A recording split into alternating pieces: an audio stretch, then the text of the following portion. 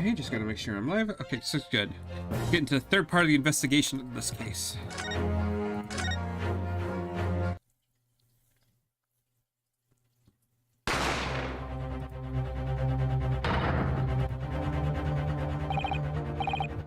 Be alright, Mr. Naruto.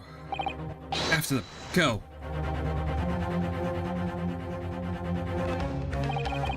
Behind that door. In the storeroom. Hurry!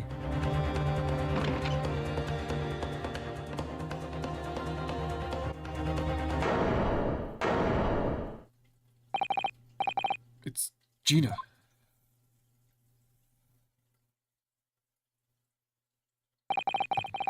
In that moment, Windibank's pawnbrokery became a crime scene. Everything that followed happened in a whirlwind of activity. The arrival of the police, the preliminary investigation of the scene, and the questioning. It was just before dawn before I was allowed back to my lodgings at 221B.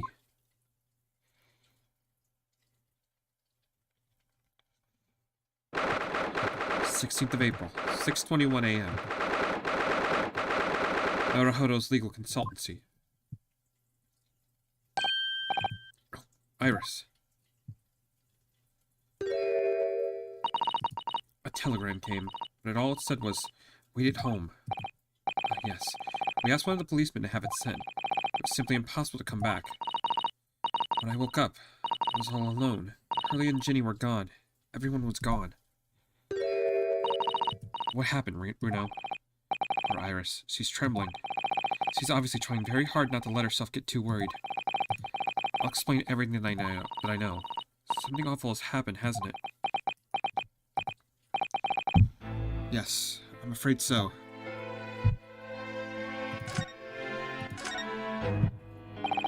I'm sorry to have to tell you this, Iris, but Mr. Windibank is dead. He was shot. We discovered it at the early hours of the morning. Oh, yes, I had a feeling. You did? I saw all those police carriages pulling up outside his shop, so I knew something must have happened there. When we entered Windibank's in the small hours, we disturbed a gang of 2 thugs.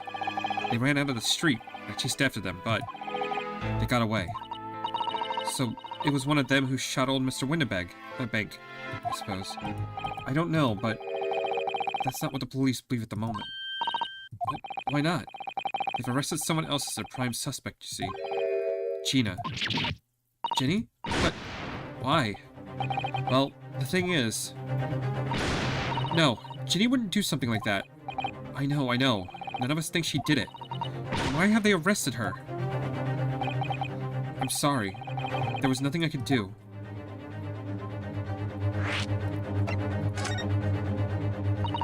So where's Hurley then? Is he still there investigating the scene? He really ought to have some breakfast. It's not good for him to miss meals. I don't want you to worry, Iris, but I have some news about Mr. Sholmes. He was taken to the hospital this morning. What? Well, when we entered Windibank's, a gun was fired and he took a bullet. Hurley? A shot? No. It's all right. His life isn't in danger. Really? Are you sure? Where is he? Which hospital? He's at St. Sinner's. They're tending him there. I must see him. At once. I'm sorry, Iris, but you can't. Why not? It's not fair. I'm his family member. I should be allowed. No, I mean, nobody can see him at the moment. He's not allowed any visitors. They're preparing to operate, you see. To operate? Oh, poor Hurley.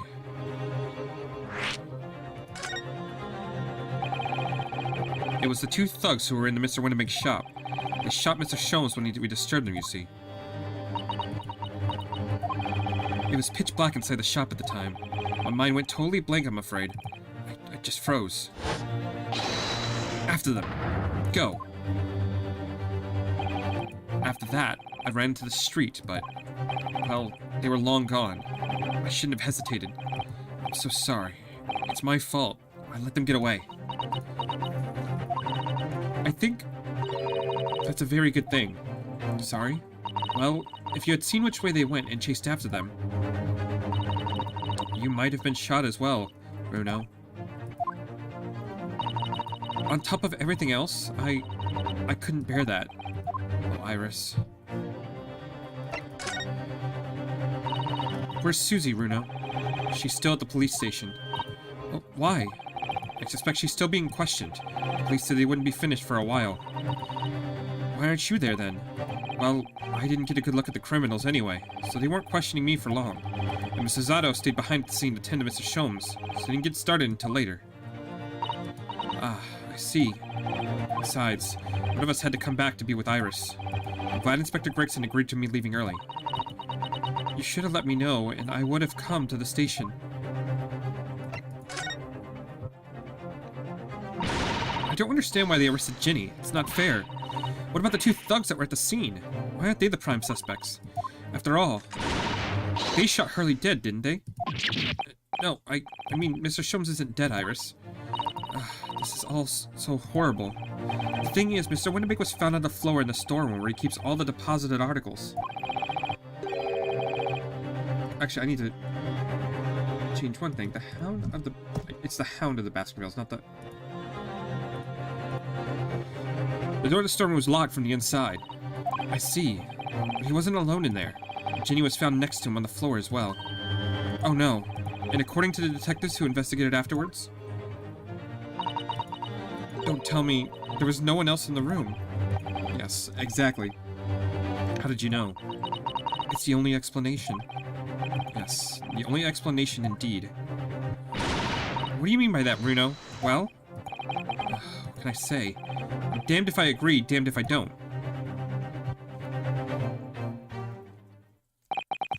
I'm afraid I'll need to go out again now, Iris.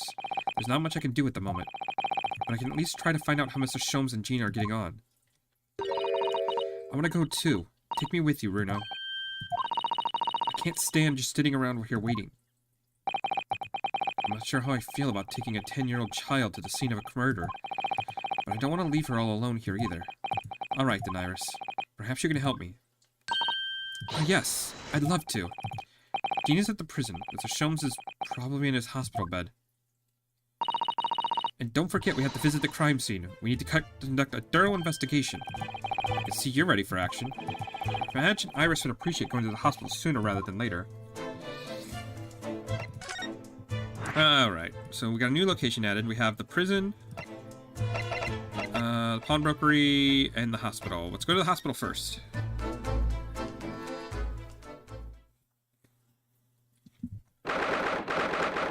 Of April. St. Sinners Hospital, Ward 3. Hurley! Oh. He's not here. No, that's strange. The nurse definitely said he was in the bed by the window, didn't she? Oh, I know what's probably happened. Hurley was being a big baby, and the bullet wound wasn't that bad after all, and he's been sent home. I'm not sure about that. Maybe you're not. There's no question that it was a fairly serious injury that Mr. Sholmes suffered. Oh. Hello, hello. Why are we here? The ward is off limits. No visiting. So what are you doing in here, eh? Well, I'll have you know, we're Hurley's next of kin. Eh? Oh. Well, begging your pardon then, ma'am. Sir? A little lady and a curious Eastern gentleman. Great mystery solvers and mysterious family, huh? That's how you see us, sure. Where is he, Constable? Where's Hurley? I believe he's currently in the operating theater, ma'am, undergoing an extensive operation. Extensive? It's been several hours since he went in. Oh dear, is he going to be alright? Well, it doesn't appear to be working, you see. The anesthetic, that is. I've heard a report that the gentleman claims he may have had a little too much to drink last night. Coffee, that is. Anyway, I think it would be fair to assume that he won't be back there for several hours yet. I see. Thank you, Constable. Perhaps we should... I don't think that's how that works. I don't think you can just drink a shit ton of coffee and an anesthesia doesn't work. Oh, poor Hurley. Okay, so the hospital is crapshoot right now. Let's go to the prison and talk to Ginny.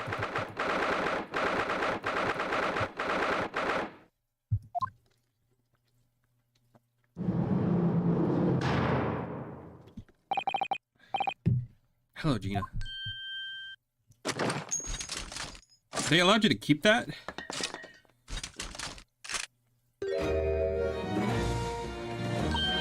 Oh, you still had the grenade launcher Hurley and I made. She wouldn't point it at me all the time, though. What do you have? What are you here for? Ginny, I have a feeling it's because of us that you ended up in trouble. So we were thinking we might be able to help you. Well, you can't. Sorry? You heard. Get lost. Don't be like that, Ginny. I know you didn't do it. You'd never shoot somebody. I just know you wouldn't. You think you know me? Pull the other one. You ain't got the first idea about the likes of me. I'm a thief. I pitch people's purses when they're walking down the street. That's how I get by. If I saw me chance, I'd sneak into a pawn shop any day of the week. Just to see what I can lay my hands on. Get it? That's the kind of person I am. But Ginny, I'll be in court tomorrow, they said. Some cove came by and said he'd be a lawyer for me and, like, said it was my right or something. But I told him to get stuffed. I don't need no lawyer. I don't need no one. She couldn't be staring at me any more obviously if she tried. Why are you being like this, Ginny?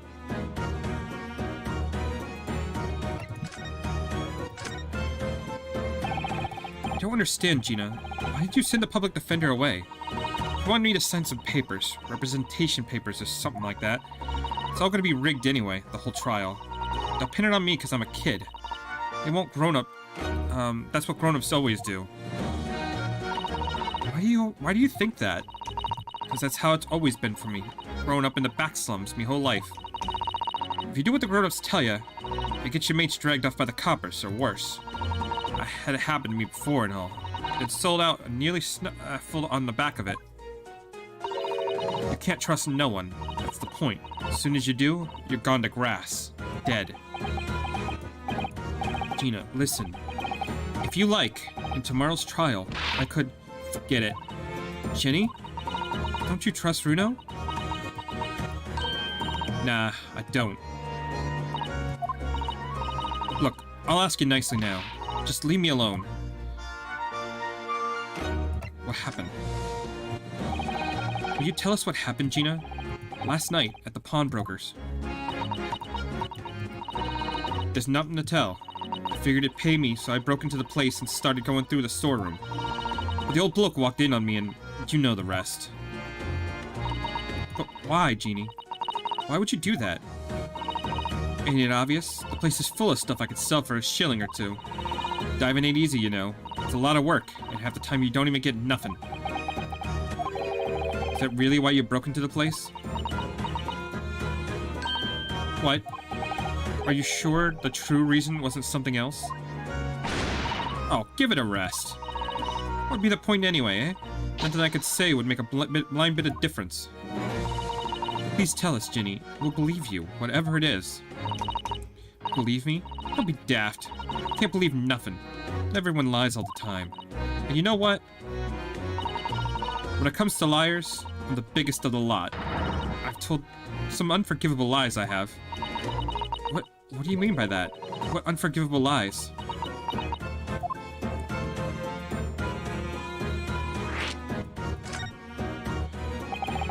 What did you mean before, Gina, when you said you were the biggest liar of the lot? Why don't you tell us what these unforgivable lies you told are? We can help. Sorry. We're out of time. They're gonna want to question me now. Ginny, please. Oh, yeah. I wanted to give you this. Something to remember me by. Aw. A photographic print? Of a really adorable cat. I found it in one of the pockets of this coat. Ain't no point in me having it. I wonder what a little photograph like that was doing in the pocket of that overcoat. Anyway, don't bother coming again. Bye. Oh, Ginny. The white cat photograph has been entered into the court record. Okay, so we're not going to get anything more out of her, unfortunately. So let's go over to the pawnbrokery. Might as well investigate the scene of the crime.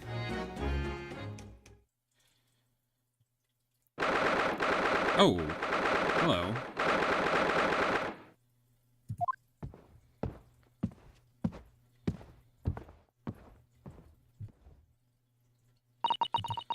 This is where it happened then, last night.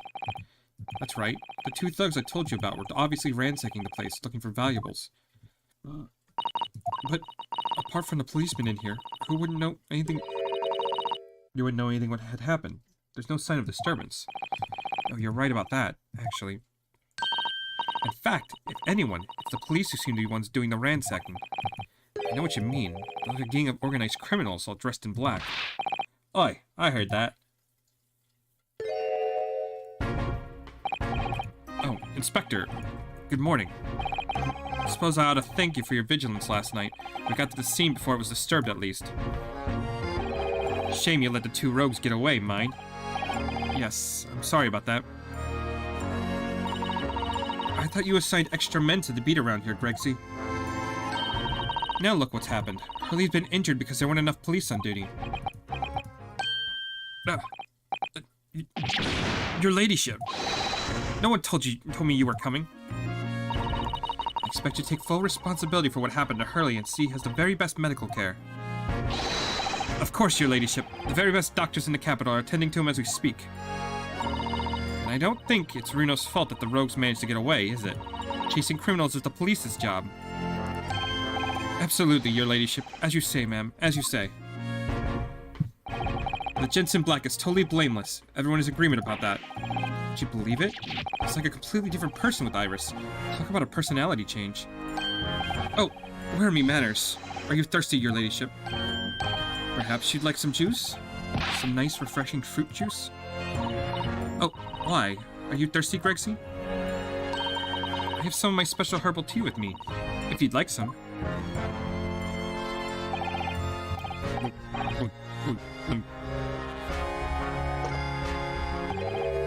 Ah, lovely. It's very much. It really hits the spot, your ladyship. I don't even recognize him like this. Okay, so let's talk first, and then we'll investigate later. So how's the investigation going? Inspector? Nothing to it, really. Very simple case, this. With some very definitive evidence. We're just about to charge that diver we arrested last night, in fact. Gina? You're gonna charge her? That's right. Should be able to bring her before the judge at the Bailey tomorrow. Definitive evidence, you say? What is it? Come on, show me. Your ladyship, as much as I wish I could oblige you, I'm afraid. I see. You've already captured the pair of thugs who broke in here last night, have you? What the? And you're going to put them on the stand as witnesses, aren't you? How could you? How? How do you possibly know that? I had a feeling, that's all. Remind me never to try to keep a secret from Iris. So you've arrested the two men who shot Mr. Sholmes, have you?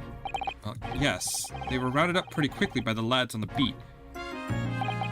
And Miss Lestrade is being held at the prison. She should be. That's assuming she hasn't lifted the key from the jailer, of course. What Mr. Sholmes doing? Can you tell us anything about Mr. Sholmes? What's his condition?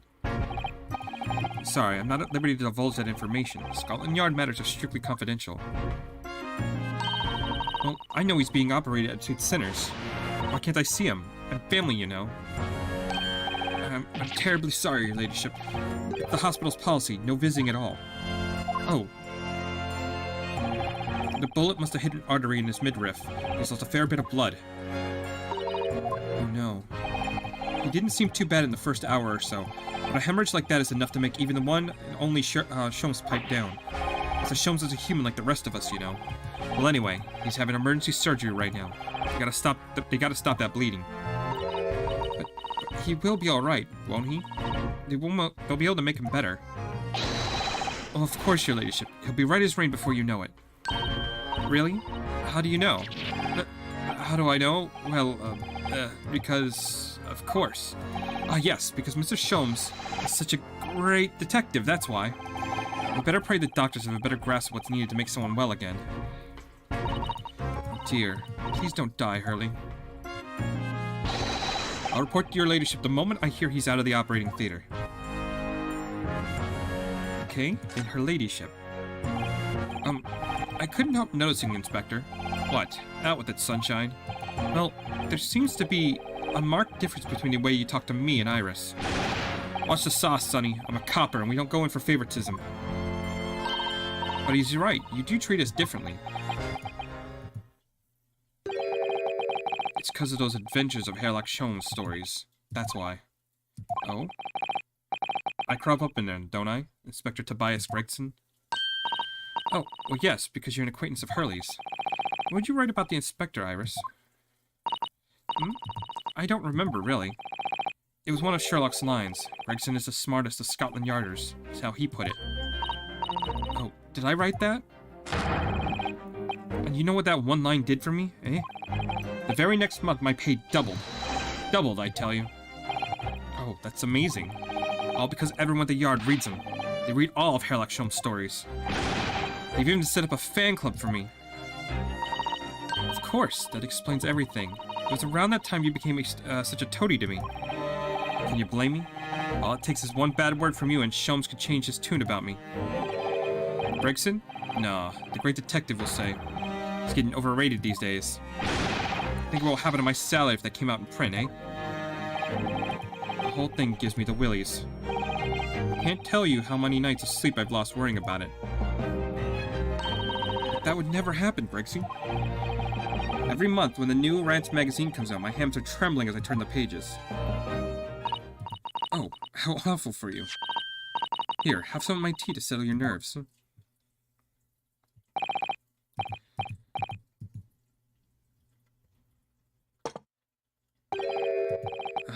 Lovely. Very much. It really hits the spot. I feel like he's just chugging this down, trying to force himself to drink it. Tea... Oh yeah, there's something I was supposed to talk to you about actually, Mr. Naruhodo. Yes, what is it? I got an important message for you. I clean forgot about it until now. An important message? I wonder what it could be.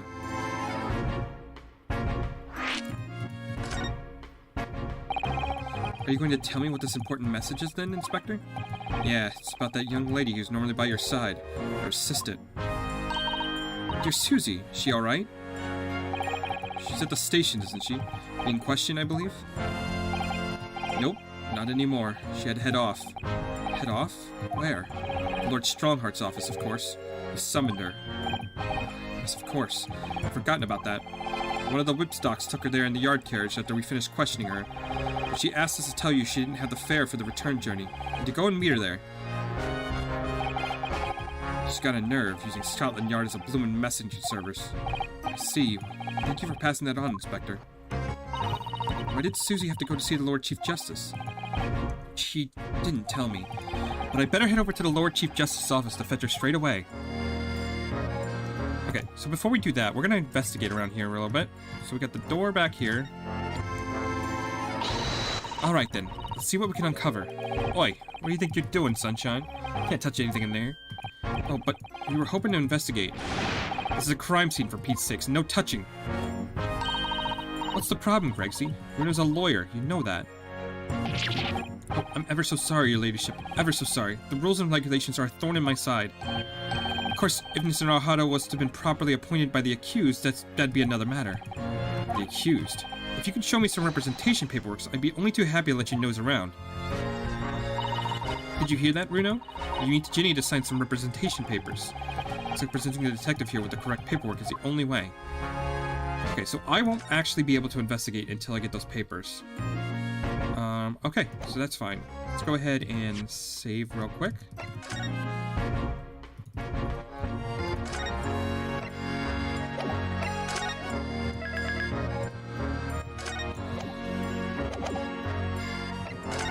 So we need to go to the Lord Chief Justice's office.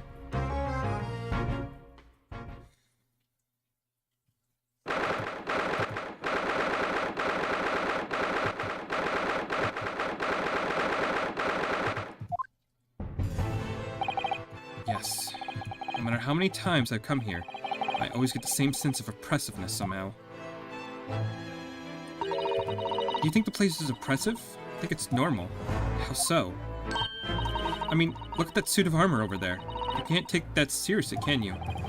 Maybe it thinks the same about you. So everything is clear with regard to tomorrow's arrangements, I trust. Yes, thank you very much. There they are, Susato-san and Lord Strongheart. I wonder what they're talking about. They both look very serious. Very good. There is nothing further to discuss. You will return to your lodgings. No doubt you have much to do in preparation for your return to your homeland. Wait, what did he just say? Your return to your homeland?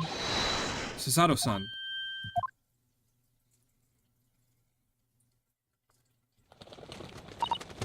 Oh, Mr. Naruhodo. What was all that about? Ah, Mr. Naruhodo. Thank you for coming to collect your colleague. What was this all about? Why were you talking about Misato's return to her homeland? And tomorrow?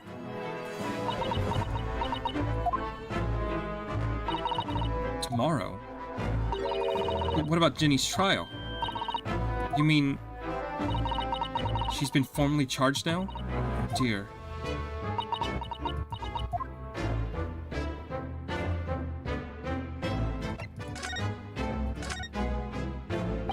Mrs. Sato, what's all this about? Oh, please don't concern yourself, Mr. Naruhodo. It's only me going back to Japan. Your life here can continue just as it has. That's not what I asked. What happened? Why are you leaving? It's my father. He's fallen ill. Oh no. Professor Mikotoba. If I may. Yes, sorry? You must be the defendant. Ryunosuke Naruhodo, I believe. Yes, that's right. My name is Yujin Mikotoba. I'm a professor of forensic medicine at Yumi University. We received an international telegram from the Empire of Japan informing us of the news. 10 days ago, Father collapsed with a fever. The cause is apparently unknown. It seems he grows weaker day by day. I don't believe it. As you are aware, the voyage from here to your country's capital, Tokyo, takes some 50 days. I thought it'd be pertinent to hasten Mrs. Sato's departure as much as possible. Yes, absolutely. Okay, so she's not in trouble, which is good. I will leave London first thing tomorrow morning. I can't believe this is happening.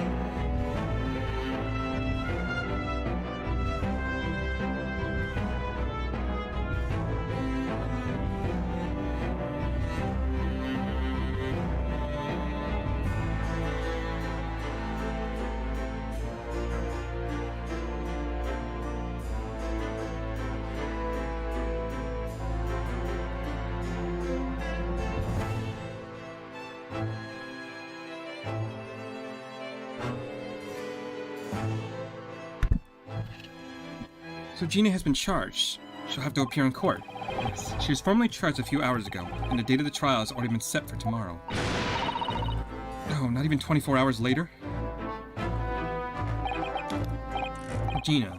Ah, the Lestrade girl and the murder of the Baker Street pawnbroker, yes? An all too transparent case, the pickpocket was clearly disturbed mid-robbery and shot the man in a panic. No, the yard is overstretched as it is, without wasting time on these open and shut cases. It's not wasting time. Jenny would never do something like that. Mr. Naruhodo? Oh, yes, Lord Strongheart?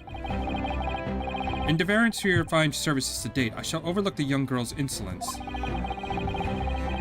But I have no recollection of admitting to a child to my office.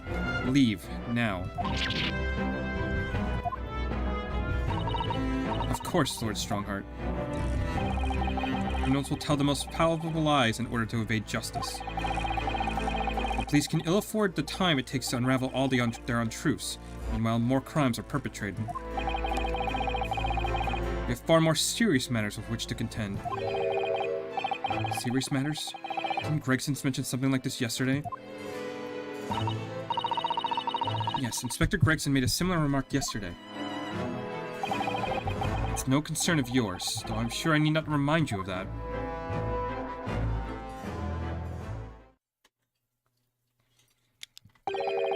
"3 minutes precisely until my next meeting. You must excuse me.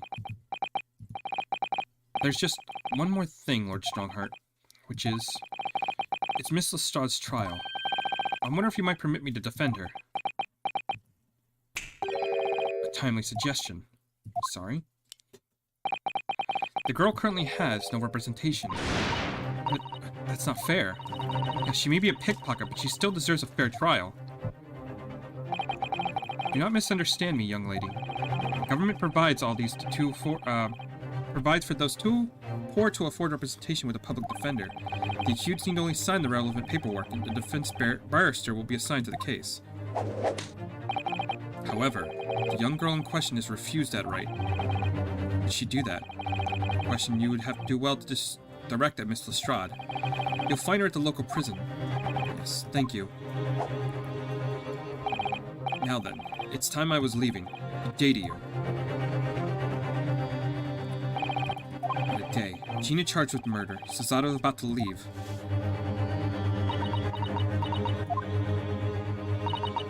Come, Mr. Naruhodo. Iris, we must make haste. But, Susie, you're leaving for Japan tomorrow morning, aren't you? Would you have packing and things to do? As Mr. Naruhodo's judicial assistant, my personal circumstances are of no consequence. My sole purpose remains to help you in whatever way I can. Thank you, Mrs. Zato. It's a very pensive look. I think we ought to visit Gina first. In any case, I should like to wish her well before I leave.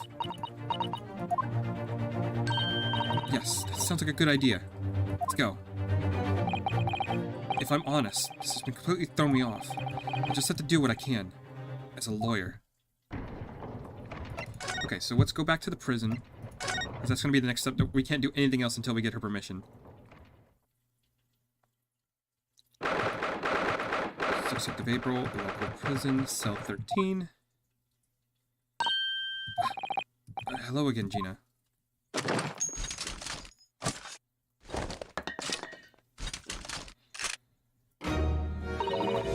What are you out here for now? Had the muzzle of that grenade launcher shoved in our faces yet again, obviously. I think I need to improve the way you load ammunition into that thing, don't I? Look.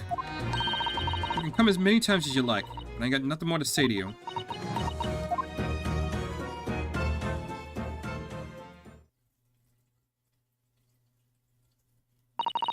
Gina, I wonder if you might hear me out. There's something I'd like to say. What? I'm sorry to say that I must reluctantly bid you farewell. Farewell? Tomorrow I must begin my journey back home, to Japan. Wait, I fear we may never meet again. Right. I had the pleasure of meeting so many lovely people here in London, so many wonderful memories.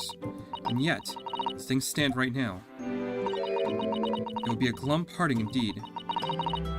Poor Iris is so miserable. Susie. Well, that ain't my business. Both Iris and Mr. Naruhodo believe you to be innocent, Gina. They put their faith in you. But somehow, you can't find it in your heart to put your faith in them. Yeah, that's right, I can't. What of it? It grieves me greatly to have to say goodbye to my friends when they are so clearly unhappy. Because of you. What? It's my fault? Yes, so I have one final request, Gina, before our paths never cross again. Right here and now. I want you to show both of them. They don't deserve the faith they invested in you. Wait. I said that wrong. There's no way. I want you to show both of them that you don't deserve the fate they invested in you. Only by doing that will you truly be alone, as you claim to be. What are you talking about? What do you expect me to do, eh? You've told us that everyone lies. So prove it by admitting one of your own untruths. What about what you have said before, Jenny? You said something about unforgivable lies. You must tell Mr. Naruhodo and Iris the truth now. That's my last request before I leave. My last request as a judicial assistant. No, I can't. Whatever these lies are, they're obviously weighing very heavily on Gina's mind. Gina, I could be wrong, but is it something to do with what happened 2 months ago? Something about that trial? The one in which Magnus McGillid was acquitted? The case of that mysterious murder that took place inside the omnibus. You were called as a witness by the prosecution. Is that what this is about? Yeah, you're right. Because in that trial, I lied. I lied like you wouldn't believe. Will you tell us about it now?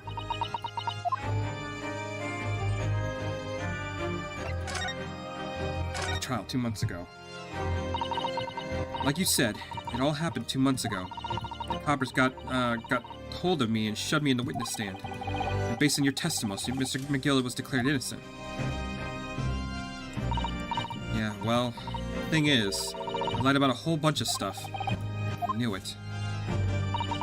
What sort of thing did you lie about? I was hiding under the seat that night. That was the truth. It was pitch black in that little cubbyhole. I couldn't see a thing. And then I heard that loud thud, like someone falling on the floor. And that's when Mr. McGillid discovered you. Yeah. You pulled me out from under the seat and sat next to the dead man. There was much light to see by. But then I looked at my hands and I had the cuff's blood all over them. I was so scared. I couldn't even speak. You had blood on your hands? In other words, it was Gina that witnesses on the roof deck saw through the skylight. And then Mr. McGillid started asking you questions, I suppose. Who you were and why you were hiding under the seat? Yeah, he did. Only, that's not all. What do you mean? I mean, he threatened me. Threatened you how? He made me swear about what I'd seen and what I'd heard. About what he was going to do after the cub was found dead. He made me swear I wouldn't tell no one about any of it. And if I did that, he'd let me scamper off before the coppers showed up.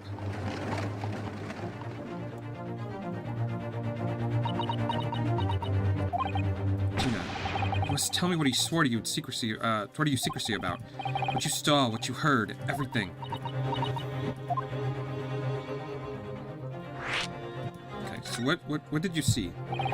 You said Mr. McGillid made you swear not to tell anyone what you saw. But you were in the pitch-black compartment under the seat the whole time, weren't you? Yeah, with Mr. McGillid sitting above your head, if I remember correctly. Yeah, that's true, but it was when I heard the thud of the cove hitting the floor that I let out a little scream, see, couldn't help it. Mr. McGillid heard that and dragged me out with my arm, and that's when I saw it. It was on the floor next to the old geezer and had been stabbed. A disc, all bright and shiny. A disc? Do you mean... Yeah, that's it. The one that Dee took off me at the window banks. So the music box disc was there on the floor of the omnibus. Not for long. Mr. McGillid spotted it straight away. He picked it up smartish and stuffed it inside his pocket. So that disc was in the omnibus 2 months ago at the scene of the Mr. Mason murder. And the bog trotter told me I want to mutter a word of it to no one.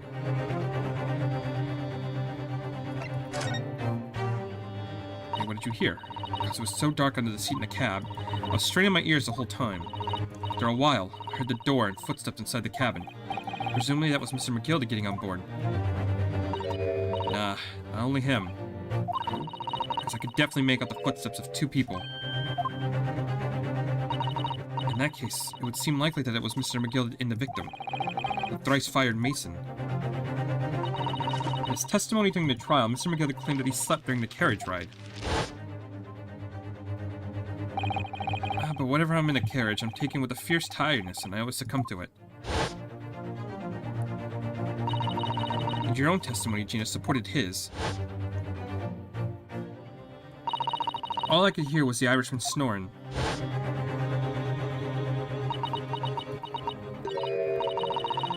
Yeah, it wasn't exactly true. Neither of them were asleep. I could hear them talking the whole time, in low voices. What? What were they talking about?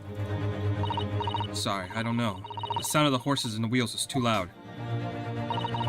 That still tells us something. Mr. McGillicuddy and the victim knew each other. Mr. McGillicuddy was lying, as I suspected. Okay, after the event, what happened? I knew it wasn't going to take long before someone raised the alarm about the bloke and been killed. Yes, you were quite right. The other passengers on the roof deck noticed very quickly. So when the cab came to a stop, Mr. McGillicuddy told me to hide back under the seat again. I climbed in and waited. Two cubs from up top ran off to get the coppers. Yes, Mr. Fairplay and Mr. First. Right. And after they had gone, Mr. McGillicuddy asked the driver to do him a favor. A favor? Now then, fella, what I need you to do is to take this coat of mine and deposit it with the nearby pawnbroker. And for your troubles, let's see now. I'll give you 10 guineas. Nearby pawnbroker? You mean on Baker Street? Yep, you got it. It was Windibank's. The coachee snapped up the money and ran up to pop this coat in as fast as he could. So there was no one left in the carriage. Mr. McGillicuddy opened the box under the seat. Let me get out of there. No, not without conditions. Let's see. Okay, what were his conditions? What were Mr. McGillicuddy's conditions then? For letting you go free, I mean. Not telling a soul. Not for anything. About what I saw and what I heard. And there was something else as well. There's more? Yeah. This is the most important thing, he said.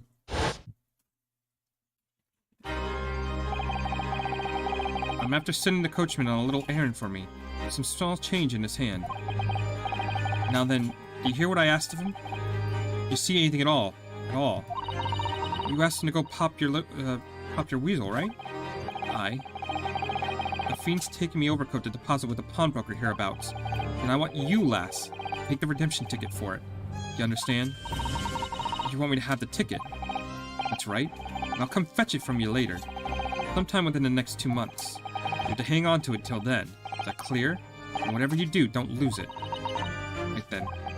And in case I might happen to be delayed at all, you're to go to the pawn shop, Windibank's, so it is, and you're to extend the loan before the 2 months is up. If you forget, the article will be forfeited, and any old fiend will come along and buy it.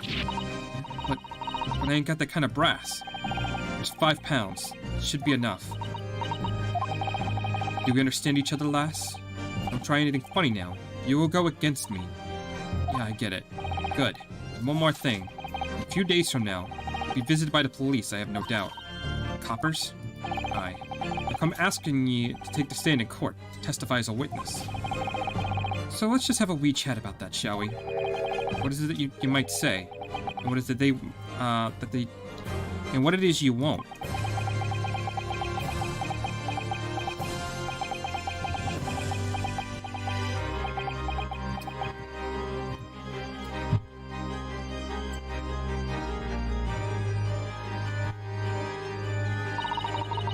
After he'd gone over it all, I pegged it. Got as far away from there as I could. He hid in the pawnbroker's ticket in some bushes near the scene. I went to fetch it the next day once it got dark. So Mr. McGillicuddy planned it. He forced Gina into giving false testimony.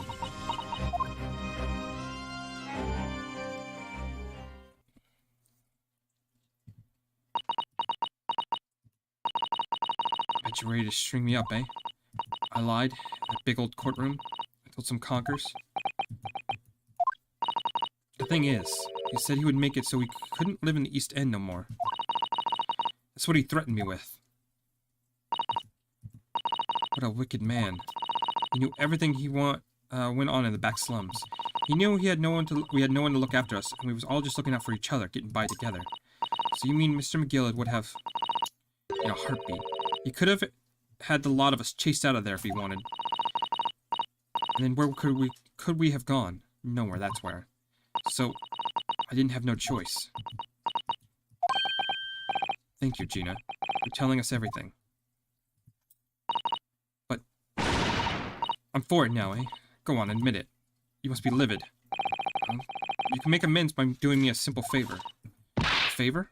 What? Sign the representation paperwork for tomorrow's trial. Huh? If you don't actually want me to represent you in court, you can rip it up later. We need that paperwork or we can't investigate. The police won't let us. Investigate what? The scene of the incident last night. Mr. Sholmes was shot, you see. You what? Well, he's having a big operation right now, Jenny. Is it bad? Is he gonna be alright? Sholmes is gonna be alright, right? That's why I want to investigate, for Mr. Sholmes' sake as much as anything. Right. So what you're saying is, if I sign that bit of paper, everyone's happy, is that it? Something like that. Mrs. Otto? Yes, of course.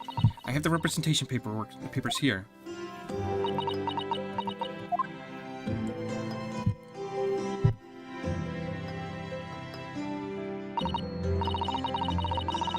I don't need no one to stick up for me, though. No lawyer or nothing.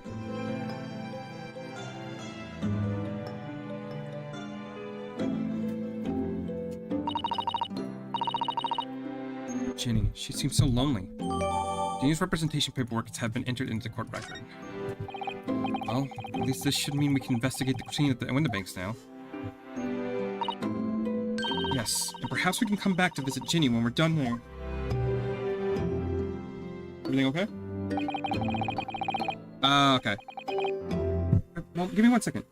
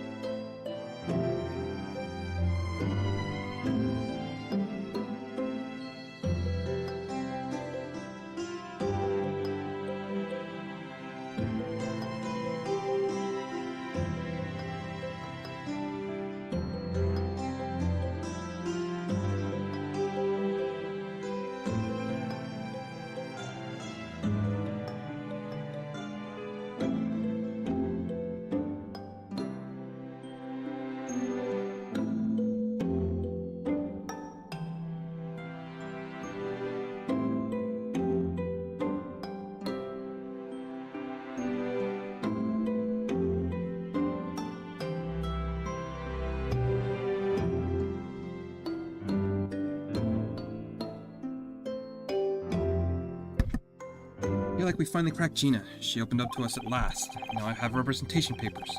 No one else knows what a responsibility that is. Anyway, for now it means Inspector Gregson can't stop us investigating Windibanks. Although, something tells me he's not going to be happy about it. Oh, you're going to be continued at that point? Really? Okay, that's weird.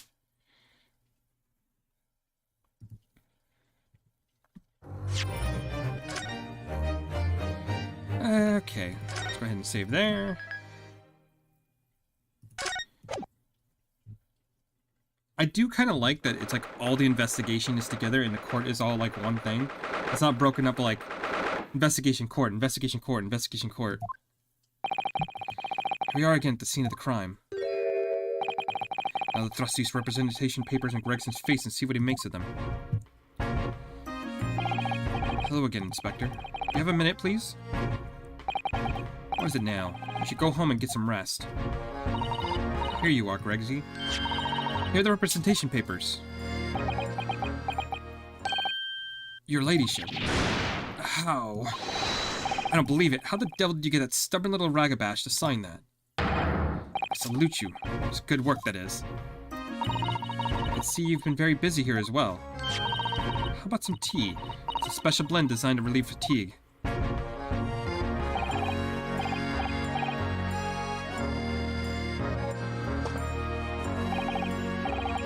Lovely. Now, let's see now. Yes, yes. I hardly feel tired at all. Fit as a fiddle, your ladyship. Would it be alright if we investigated the scene of the crime, then? Do as you please. You know where it happened. That door behind the counter. Yes, the storeroom. It's where I discovered Mr. Windibank, Gina. Right, well, I'll be getting back to business then. Will you be investigating in the storeroom as well, Inspector? If I'm perfectly honest, we need to wrap this up before long. I can't afford to spend too much time on it. There's so many articles to go through, it's taking forever, even with the lads working around the clock.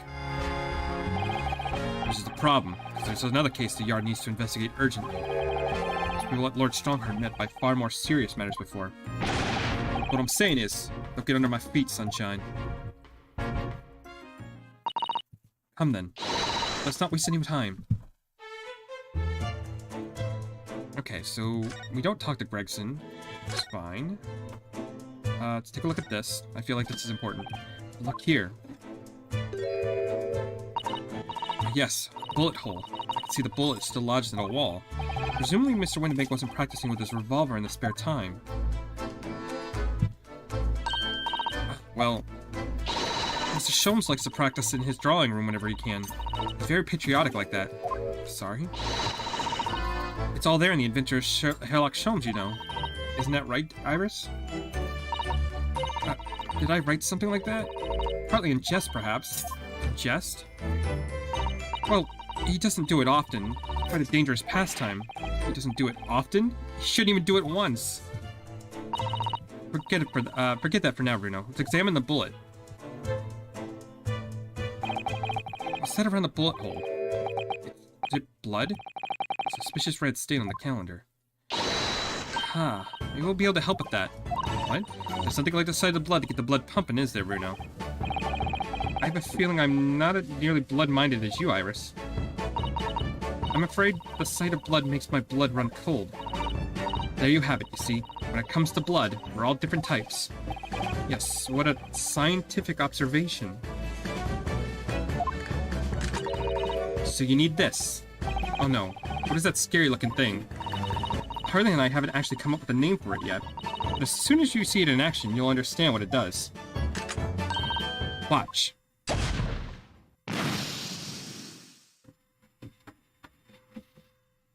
Oh, is it like a luminol solution? Oh, the color of the bloodstain has changed.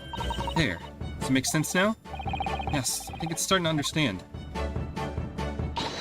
Good. It works on the principle that different people have different types of blood, you see. Yes, how wonderful. The chemical it fires combines with the blood and makes it change colors. You can identify...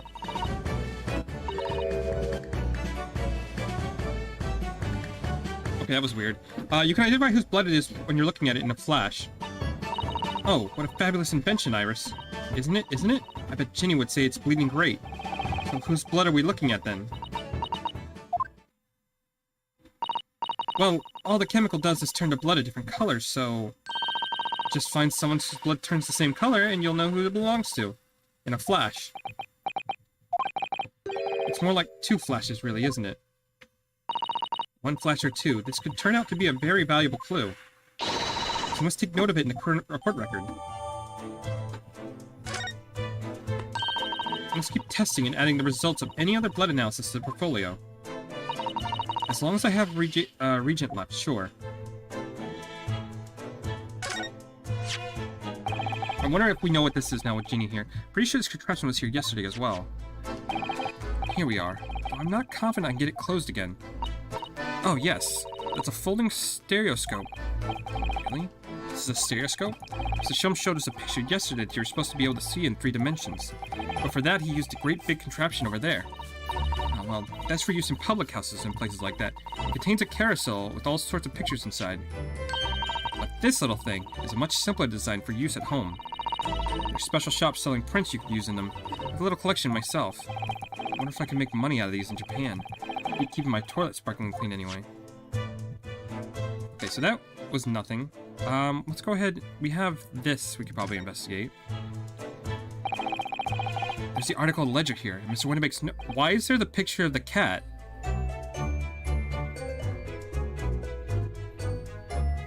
What the fuck? What's this? Looks as though someone has left a little photographic print behind. Look on the back. There's some writing. Oh, was there writing on the other one? Hold up. Oh, what the fuck is this? Look at the back of the print here. There's something written on it. 13th of February, 9 p.m. Article deposited 1 small box. Known amount paid 10 shillings. Redemption deadline 13th of April, 9 p.m. So this photographic print is a redemption ticket. For an article that was deposited 2 days prior to the incident on the omnibus, it would seem. It's a small box. It doesn't tell us much about it, does it? Perhaps it contains some valuable mementos? I can't help wondering. Presumably Mr. McGill had never redeemed the article in question since he still had the ticket. So, isn't it possible the box is still present somewhere in the shop? Yes. It's something Mr. McGill had deposited we need to investigate.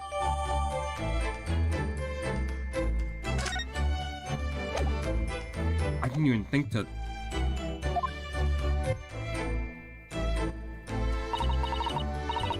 "15th of February, 10:30 p.m. Article deposited 1 gentleman's overcoat. Loan amount paid, £1. Redemption deadline, 15th of April, 10:30 p.m. Gentleman's overcoat pawned for £1. Clearly it was a very fine coat. In fact, I think... Yes, this must be the ticket for the overcoat that Ginny redeemed yesterday. And is still wearing, which belonged to McGill. I would have expected the redemption ticket to be handwritten on the back of a photograph, though. It seems Mr. Winnebaker just used whatever piece of paper he happened to have in hand. This photograph of the cat looks very familiar, doesn't it? I'm sure I've seen this exact picture somewhere else recently. Yes, you're right. Very recently. It's the same as the one Ginny gave us earlier. Of course, I was forgetting that she gave us the print. What are you waiting for then, Mr. Naruhodo? Get it out. All right. The cog's turn. Yes, they're exactly the same.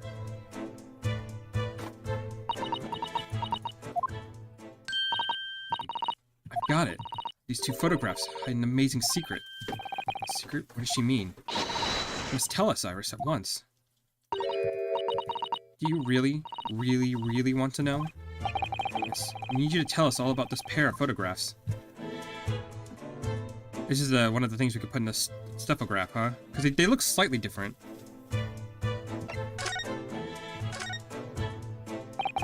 So, Iris, about these 2 photographic prints. The one we found here at Mr. Winnebake's counter, and the one Gina gave us before. Yeah, see how this one's like slightly turned to the right and this one's straight forward? What is this amazing secret you mentioned that's hidden between these 2 identical prints? Actually, that's not quite right. Sorry. If you look carefully, the 2 prints aren't the same. Not exactly. They're not? Have another look at them now.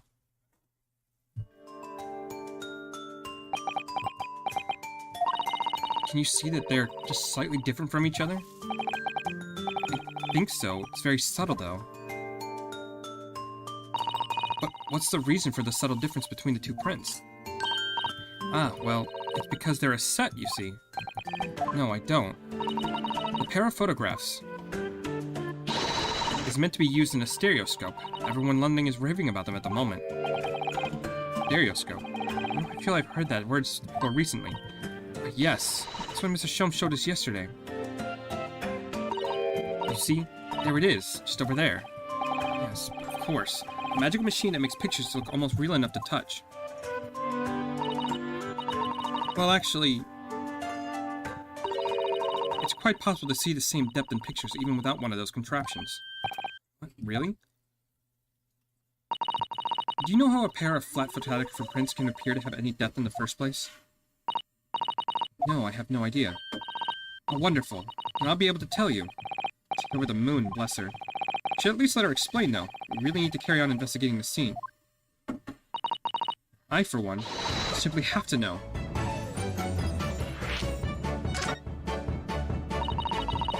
Have you ever considered, Bruno, how our eyes see depth in the world around us? Well, we just open them, and it works. But the reason it works is because we have two eyes. 2 eyes? Shocking. If you try closing just one eye at a time, I think you'll see straight away. If you're seeing with your left eye, and what you see with your right eye are ever so slightly different. You get a different view with each eye. Yes, the position of objects seem to shift slightly. Exactly. In your head, your brain uses that shift to estimate depth as it merges the two views into one. And that's how you can sense depth in everything you see. Your brain really is amazing, isn't it? There's so much without telling me. I think I see. So the pair of photographs consist of a left eye view and a right eye view. Is that right? Well done, Susie. You're so quick. So if you persuade your brain to merge the two pictures together in your head, you'll be able to see depth in those prints. No, you're beginning to understand. So a stereograph's function is to act as your brain and allow you to do just that? Yes, but as long as you have two images, 2 eyes and 1 brain, you can actually do it yourself without needing a stereograph at all, or stereoscope. You can? Really?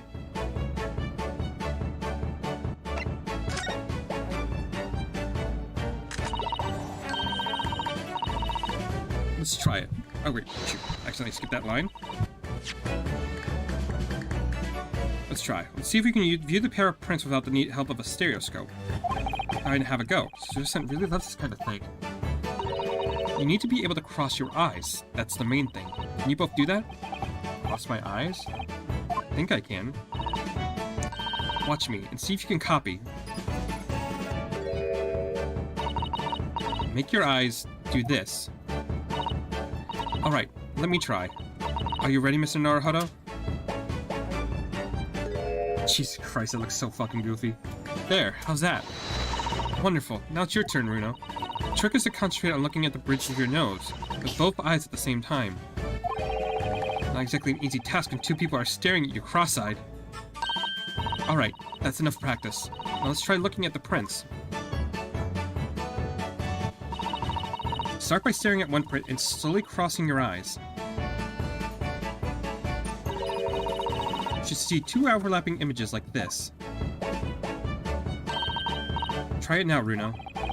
You're gonna have to give it a try, I suppose.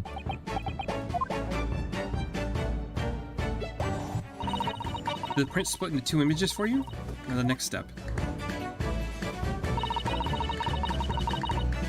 is to put the pair of prints side by side like this and try crossing your eyes again.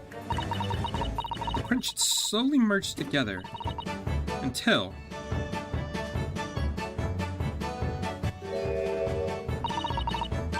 they form a new single image in the center.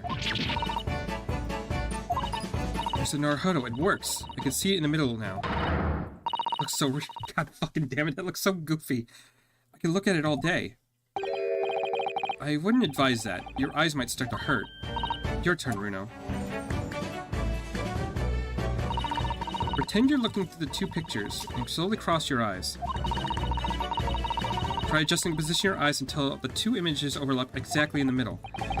Like this, is that it? Right. There, you managed it. So now you know how the stereographic images work. Oh, I don't know who discovered it, but it really is quite extraordinary.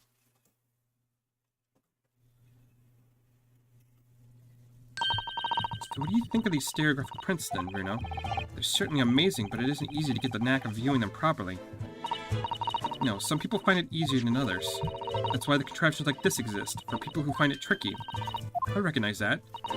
We saw one over there yesterday, didn't we? If I remember correctly, you press this little knob here, and then set the pair of photographs in the stand at the back end.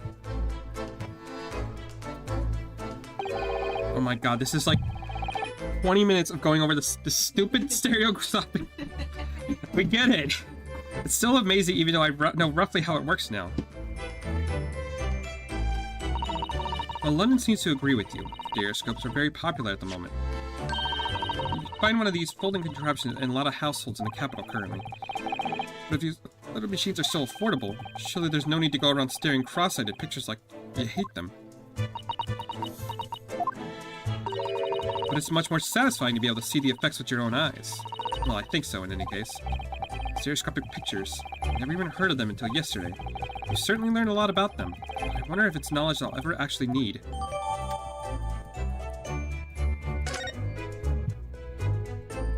Okay, was there anything important in that conversation?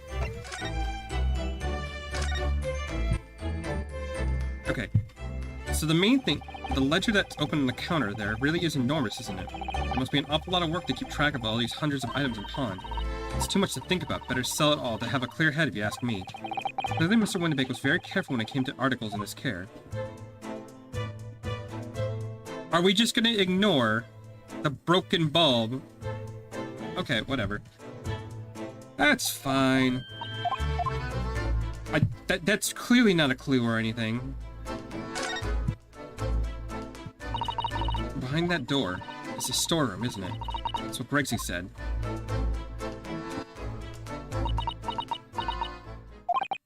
Yes, and that's where I saw that dreadful scene last night.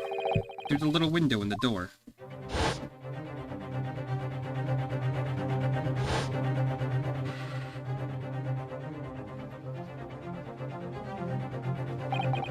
Mr. Windibank, face down on the floor, with Gina beside him.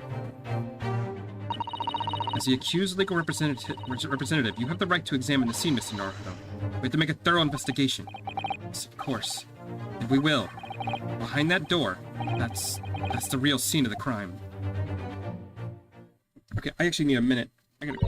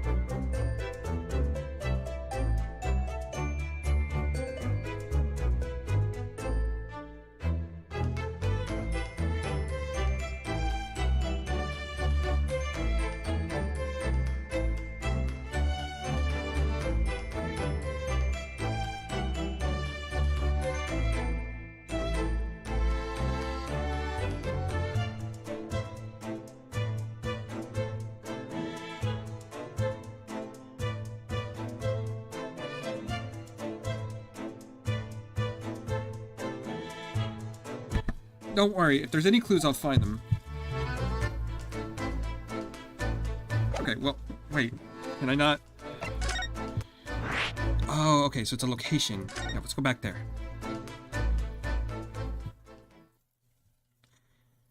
April 16th, in the big storeroom. Poor Iris. She's clamped up completely. Iris is bound to find this difficult. For all, Mr. Winnebake's life was taken in this very room.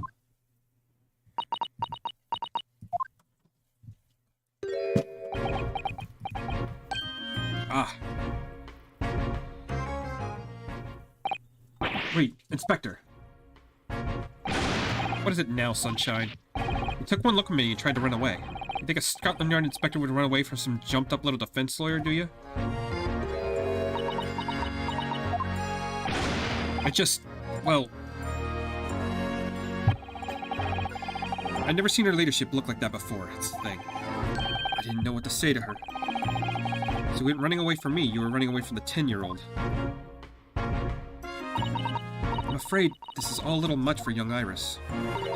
Some gentle reassurance might go a long way, perhaps, Inspector. Eh?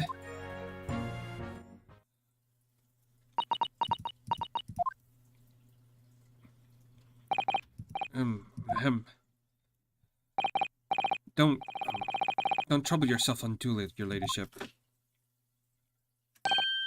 I mean, at least you're not dead, are you? That's very reassuring, Detective. I don't think that went very well.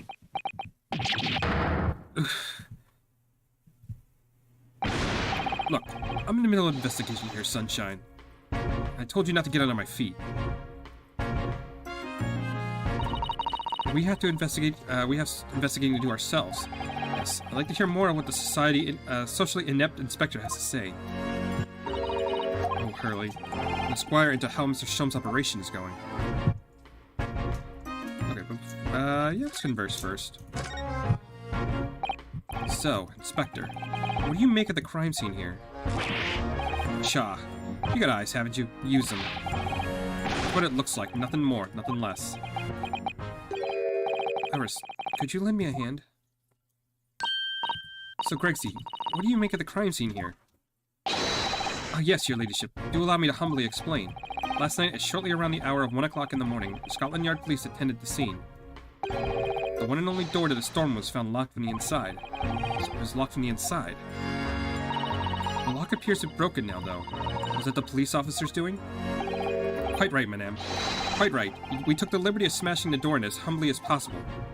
Oh, as you can see, the victim was discovered prostrate on the floor, thuswise. And next to the aforementioned body, we discovered the vile gutter child. Are you talking about Ginny? She's a friend, you know, Inspector. Miss Lestrade, a hapless girl, is curled up on the floor, dead to the world. She's still alive, you know. Yes, when I saw her, she appeared to be unconscious. I'm afraid to say, she had the gun that was used in her hand. No. Presumably the gun that's still down there on the floor now. In her pocket, we found the key to the door as well. What? The key to the storeroom? And you say the storeroom had been locked from the inside, Inspector? Correct. All which leaves her ladyship's friend.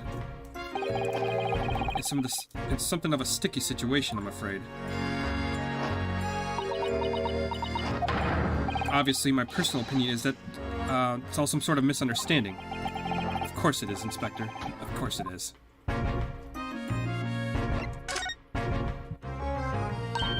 Gregsy, do you know anything about Hurley? Is the operation finished? Is Hurley alright? Is he? Well, the thing is, don't mince your words, Inspector, please. You don't mean to say that Mr. Sholmes is... No, the operation's done and dusted. It's just that, well, out with it. Yes, ma'am. They use something called a general anesthetic. It's the latest thing, renders the whole body insensitive. The whole body? Anesthetized? Is that even possible? It means the operation can be complete without the patient patient is fast asleep. Goodness, as the Empire of Japan, we can just manage to provide laughing gas for a tooth extraction. trouble is, the latest thing isn't always the greatest thing, if you follow my meaning. They couldn't get the medication to work at first, so it took hours for him to nod off, so I hear. Now the op's finished, they can't get him to wake up, apparently. Oh my. No one knows if the anesthetic's still in the system or if the bloke's just plain exhausted. But anyway, all they can do is stand back and watch until he comes around again. Hurley. The moment he opens his eyes, your lady, I swear I shall get word to you. What a surprise. Even in matters in life and death, Mr. Sholmes has to do things his way. Okay, so that's done. Let's go investigate a little bit. Let's look at the body. The police have marked the position of the body with chalk line.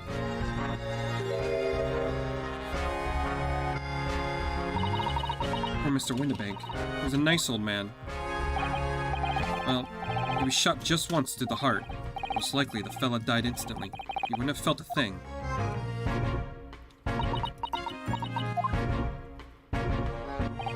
This must be his blood, then. I don't like to ask at such a wretched time, Iris, but I wonder if perhaps... Don't worry, Susie. I'm ready for action.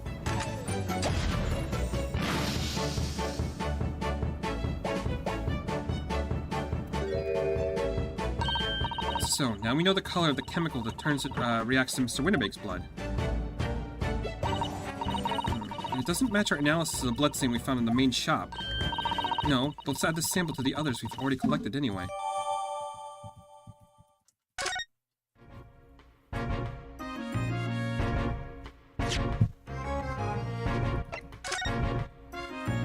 Okay, so we have an unknown. We have Papa Windibank. Okay, so take a look at the gun.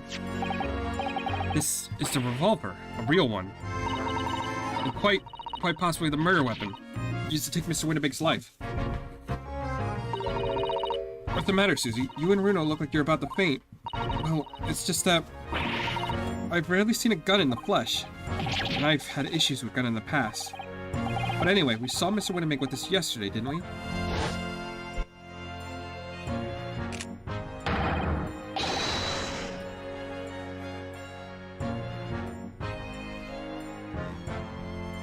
I shall have to take my own life.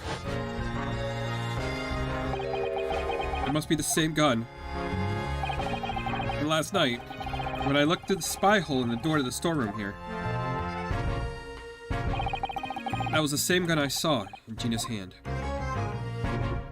Mr. Windibank told us he'd only have a single bullet loaded in the revolver, didn't he? Well, it's empty now. The one and only bullet he had in his gun must have been fired. I'm fairly certain that only a single shot was fired from this revolver. I mean, that's if we take his word at it. Maybe it was empty.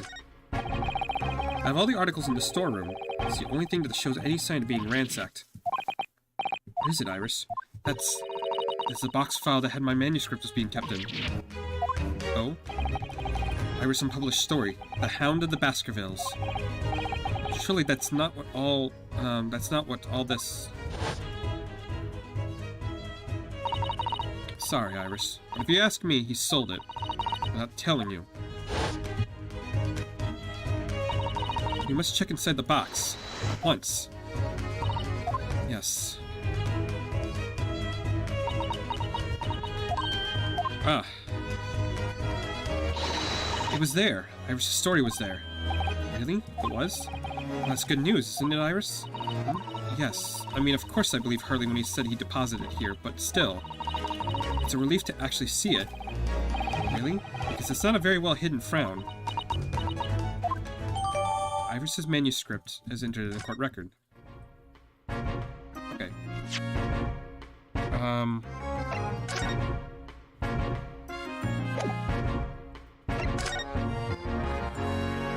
Oh, that is a big manuscript. Okay.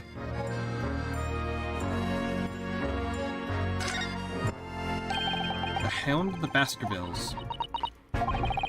This is Sada-san. No, the exact title is Unpublished Story. I suppose I'll just have to wait until she's ready to explain it to me. I'm sorry. Obvious connection is obvious, but okay. Is there anything else here? Okay, let's take a look.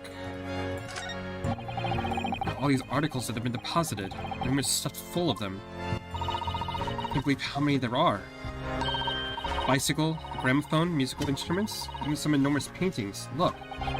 Pieces of different people's lives, quietly gathering dust in here together. Something very peaceful about the atmosphere in here. At least there would be.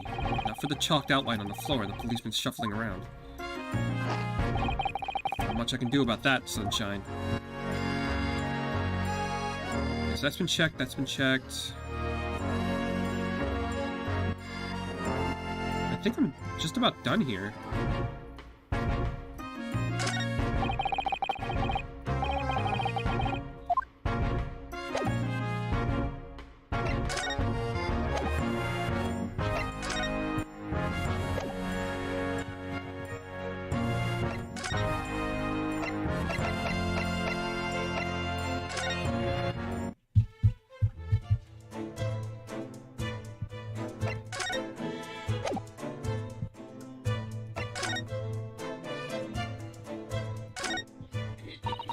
It's a music box. Do you have them where you come from, Bruno? Yes, but I've never seen one as large as this in Japan. Oh well, this will be a treat. Shall we have a listen?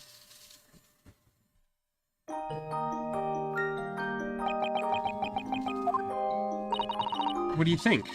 Isn't it a pretty sound? It's a beautiful sound, yes, but it's a little hard to enjoy with all the policemen in the room are giving you fierce looks. Never mind that. If any of them say anything, I'll tell Grixie to have a word. Iris Wilson, Superintendent of the Scotland Yard.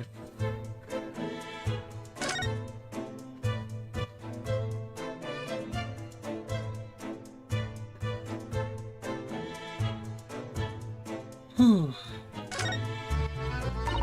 These shelves are where the pawnbroker puts articles they have been forfeited on display for customers to buy. It's a really strange machinery, isn't it? I mean, who would want to buy that horse statue, for example?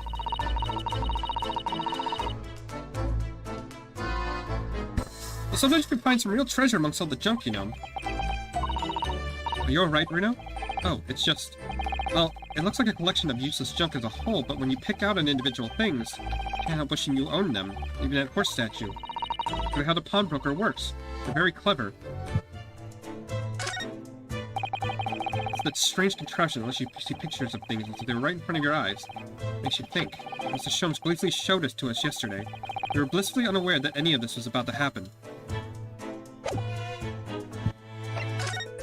Okay, well, it doesn't feel like I'm complete in here.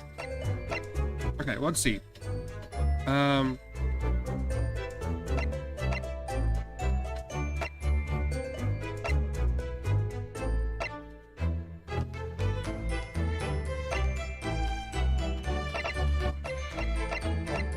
Go to Baker Street real quick. Maybe there's something there. No? Okay. I guess not. Let's go to the hospital. Maybe just check in on... No? Okay, so there's something I'm missing, but I don't know what.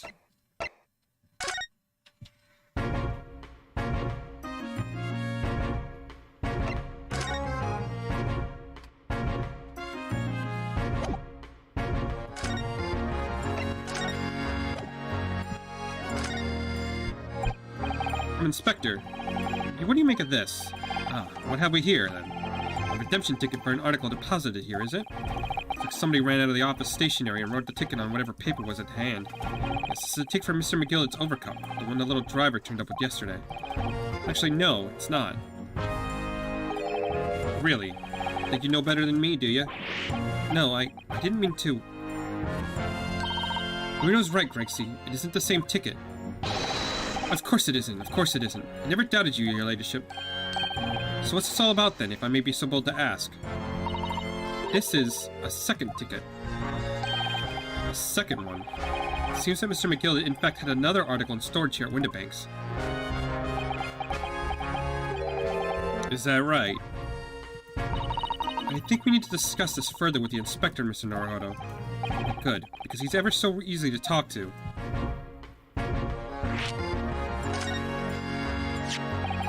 The ticket was the one in the pockets of Mr. McGillet's overcoat. You mean to tell me... Yes, there was more than just the music box disc, it seems. should have insisted on the lads taking it back to the yard and examining it properly. Well, according to the details on this ticket, Mr. McGill deposited another article here with Mr. Windibank. Yes, I could see it written here. A small box, was it? Do you have any idea where it is, Gregsy? Any idea at all? There's another article belonging to Mr. McGilden. The important clue. Yes, I suppose it could be. Please, stop looking at me with those big turquoise eyes all full of hope and expectation. It's too much pressure. I'll lose my marbles if I will. I'll go barking. There's no time for dog impressions, Inspector.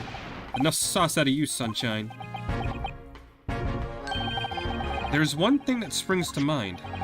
According to this ticket, the redemption deadline's already passed, hasn't it? Yes, of course. Articles are only held for 2 months. So the small box will no longer be here then. That's right. It's been forfeited. Which means it could be on the shelves in the front of the shop, where the other forfeited items are offered for sale. There's the shelves in the front. I'm gonna search them at once. You're wasting your time. There are dozens of little boxes out there, hundreds even. I can't possibly know which one might have been Mr. McGilld's. The information's not written in the ledger. Well, I think we should at least have a look, just in case. Of course, your ladyship, of course. How very sensible of you, I'm sure. It's getting old. Okay, so now that we have that information, let's go to the main shop. Examine the shelves.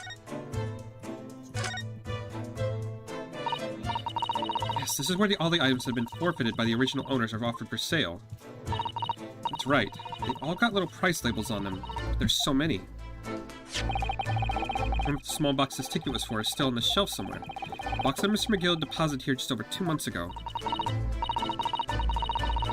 Even if it were, finding it promises to be very troublesome indeed. There's so many boxes. But any of them. Mr. Shum said that the pawnbroker was the safest place to store anything, more secure than the bank's vault. So perhaps this small box of Mr. McGillen's contains something of very great value. Well, if that's the case, we probably have kept it locked. So then we need to find every box with a lock and break them all open. Yeah! That sort of misconduct will get you arrested. I won't let that happen. This takes me back. It's been some time since Zato-san last threw me.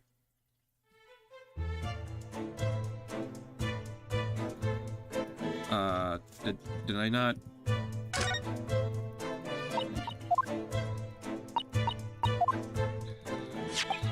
Well, that didn't help me at all.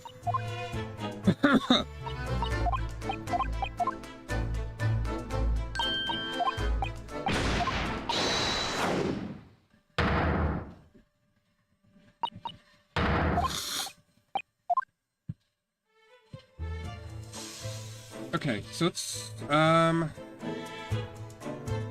honestly, I don't quite know.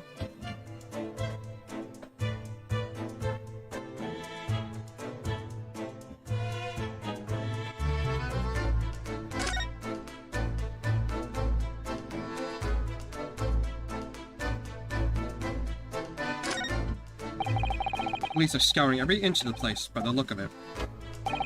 Instructions from the yard to examine every article in the shop, and every ledger and book of accounts. Every article? But that's a ridiculous amount of work, surely.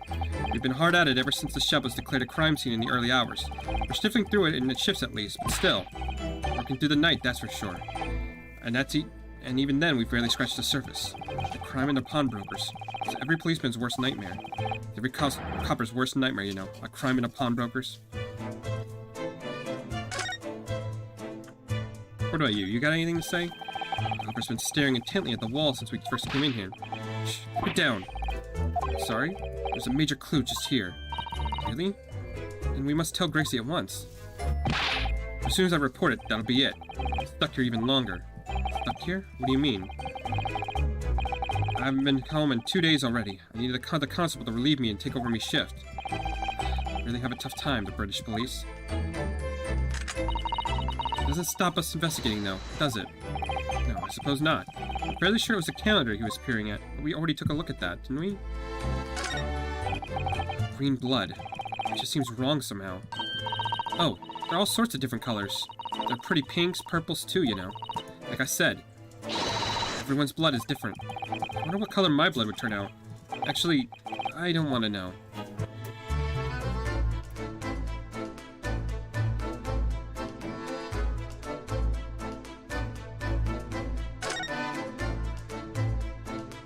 Okay, this is kind of a problem. Behind that door is a store. Okay. Yes. Wait. Is this different, or... I thought I already explored this.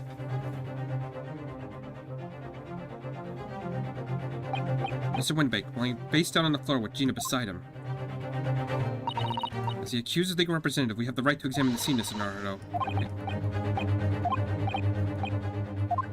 Yeah, I already know this.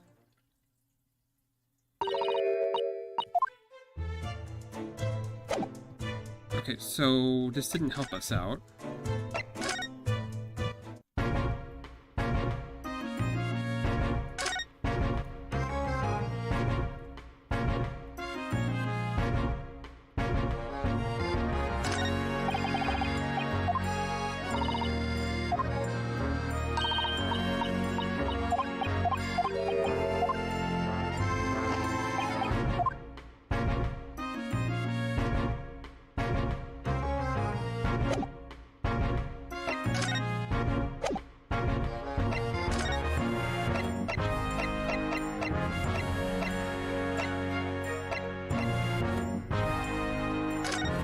Okay, so it's telling me I can linger here a little longer. So there's got to be something here.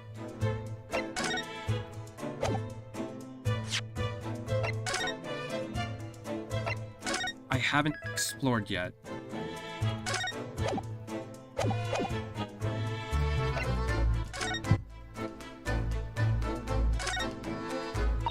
Ah, God damn it. I did not mean to do that.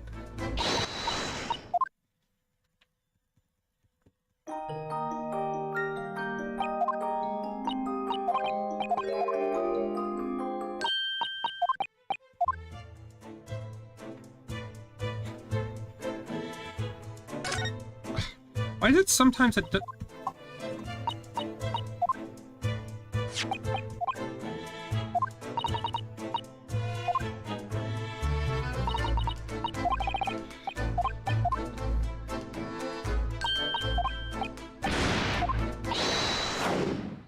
I'm getting thrown again.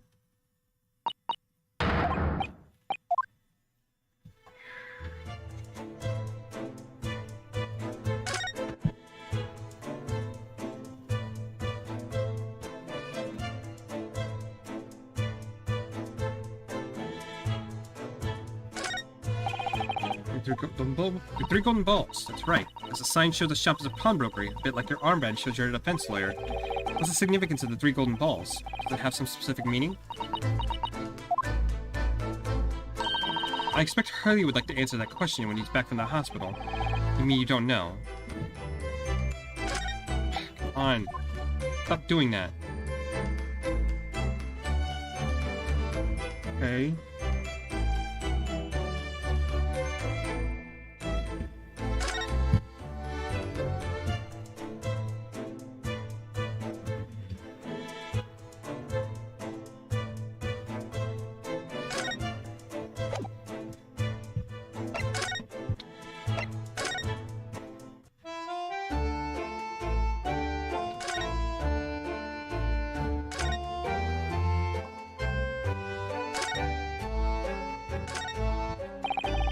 Still a Scotland Yard carriage outside of Windibanks.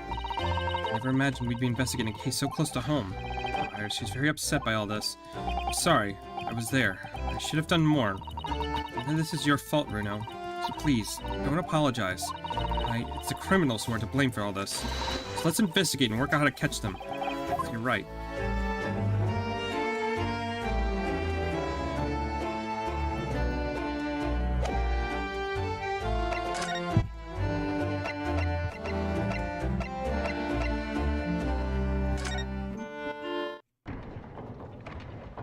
I severely doubt, like, there's anything here. Is he still in surgery?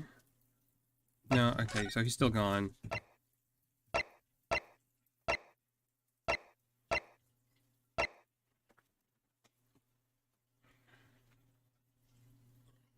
If you let your concentration slip, you might miss what people say.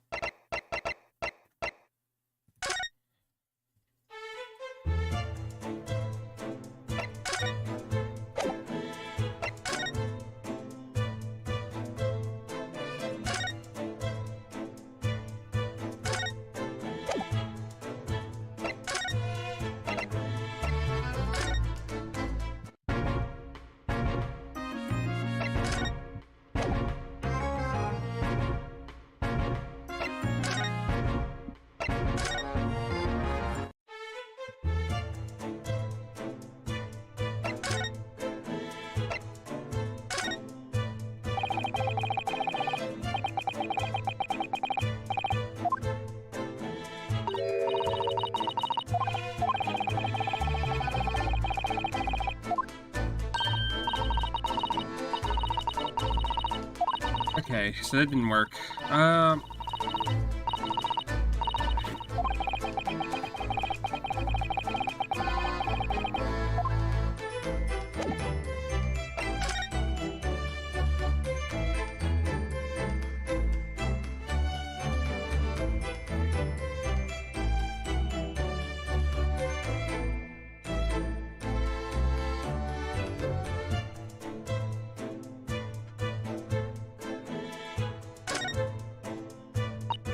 I did not mean to click that. God. Okay.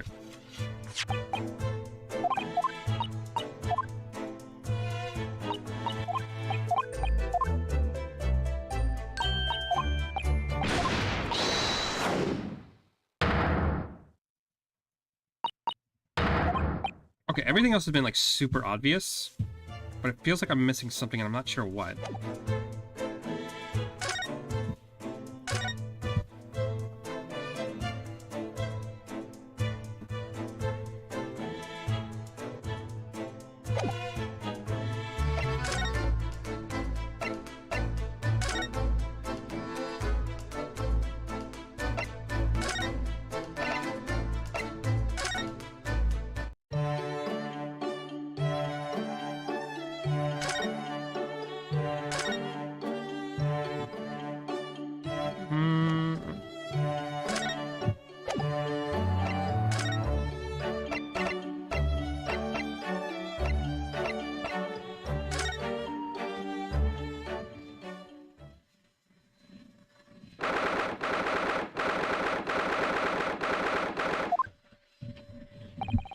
He doesn't appear to be here.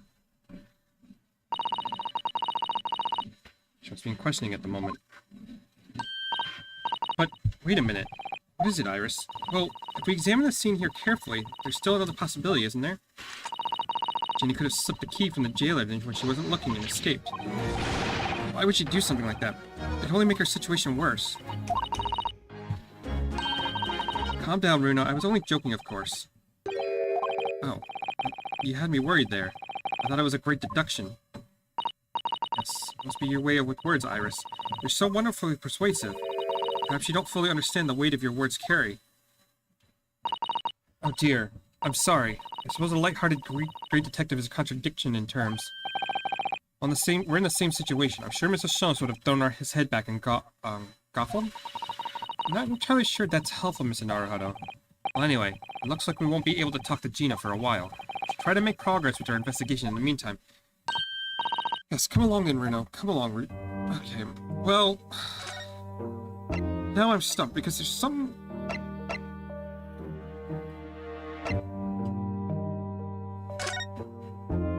Okay, one other thing I could do. So she's saying to listen to what people say, right?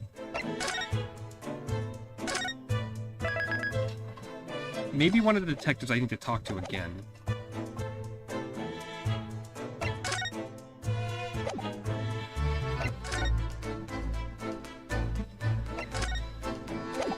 Actually, let's present this to her. Oh, my manuscript. Sholmes said he deposited at Windibanks, and he had. It's so strange. What is it about this particular story? I worked so hard on it. Why would Hurley say I can't publish it? I'm afraid I have no idea. All you can do is wait until he's ready to tell you, I suppose. Maybe it's because Hurley isn't in it enough. If I didn't give him enough good lines. Yeah, maybe. I wish I could say that definitely isn't the reason, but I can't.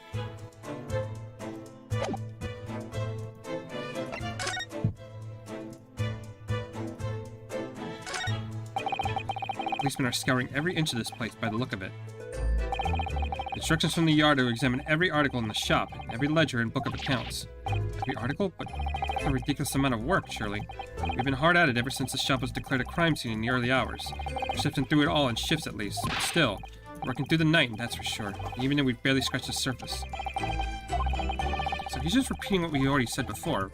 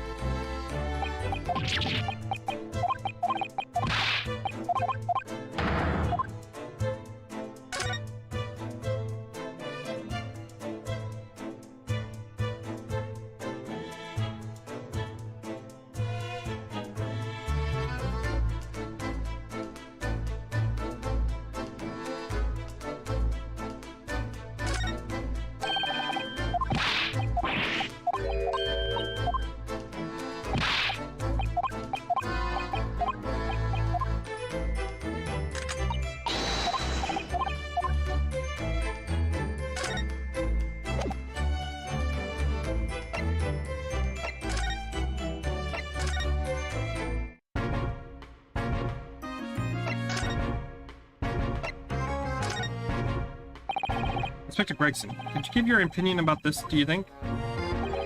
We don't tend to share sunshine, not with the general public. In that case, Gregsy, how about some herbal tea?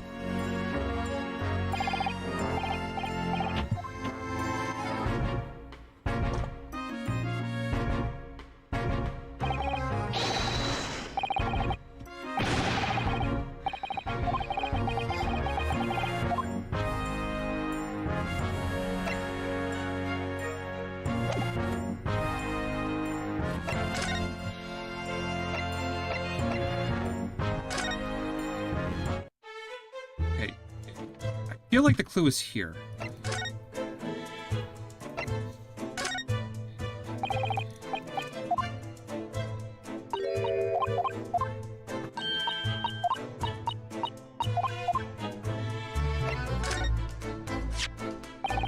The way you can identify differences in people's blood like this is amazing. You really are a genius, Iris. I know. I am. If Hurley and I put our minds to it, we could really shake up Britain's chemists and alchemists. And you could shake up Japan's lawyers and judges, couldn't you, Mr. Naruhodo? Oh, for sure. Even if I didn't intend to.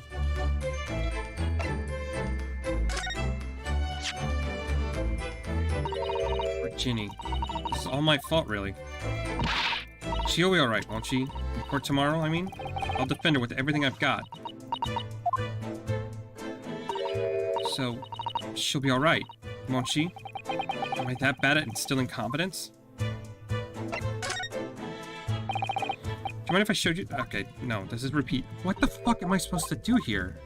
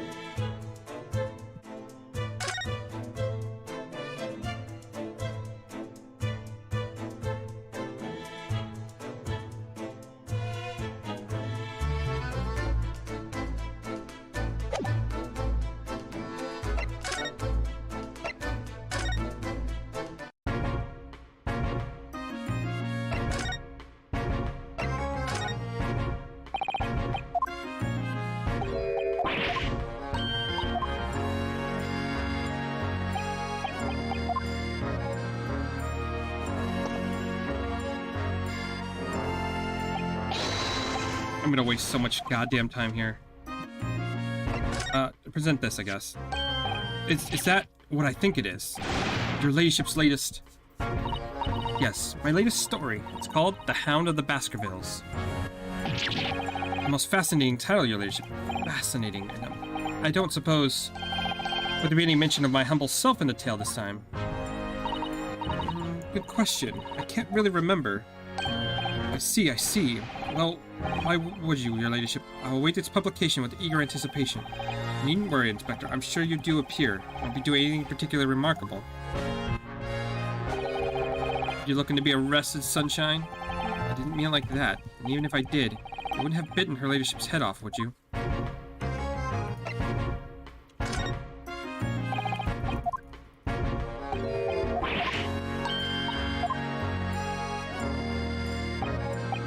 So fucking annoying.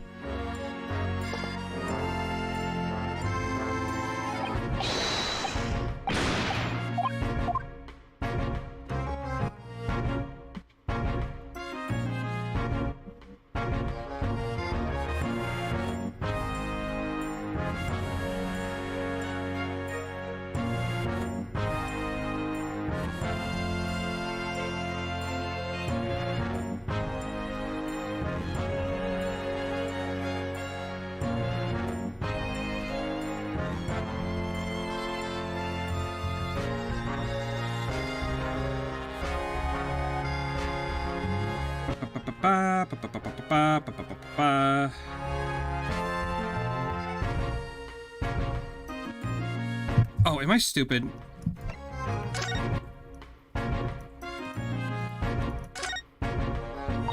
Mr. Naruhodo, I don't know if you've noticed, but there's something of rather troubling here. I have noticed. A red smear, you mean? Yes, it looks like blood, doesn't it? I wonder if Suzato-san had picked it up on that. Well, in that case, yes, we need Iris. She showed us to her before we forget. Oh, that's so fucking stupid. That is stupid.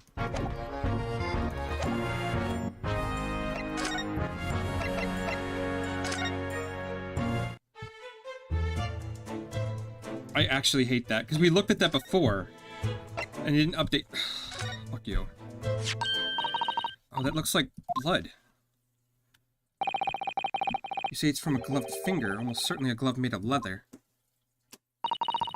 Well, don't worry, Runo. You can leave the rest to me.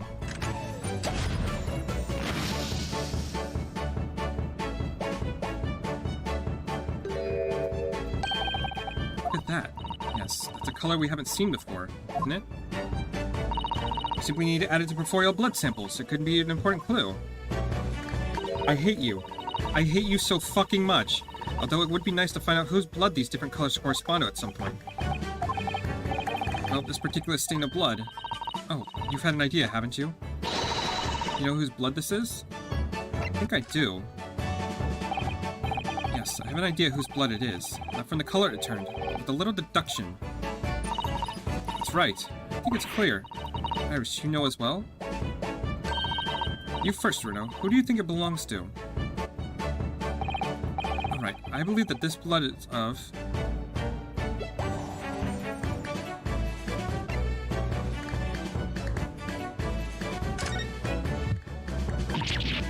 Hi, you think this is Gina's blood? Yes, it was Gina who brought the ticket here to Windibanks after all. I think the simplest answer is the right one. But Gina doesn't own any gloves, at all. Gina wasn't injured either, was she? We're trying to work out whose blood came bled from, so we can rule out anyone who hasn't been bleeding straight away. Perhaps my answer was a little too simple. Think through some more. Who do we know was bleeding at the time? The guy who stole the one disc with the jacket, Egbert. Yeah, but that's not an option. Why is that not an option? I know, that was my first thought too. That's not what the thing was supposed to be. That's what I thought too, but there is another answer here that's here. Thrice fired Mason. Thrice fired Mason? You don't sound very sure of yourself the way you trailed off there. Well, it was 2 months ago now, that case. And of course I never met the victim, so I'm struggling to remember his name. He was definitely twice fired, though. The victim of the omnibus case? Yes, his name was indeed Mr. Thrice Fired Mason.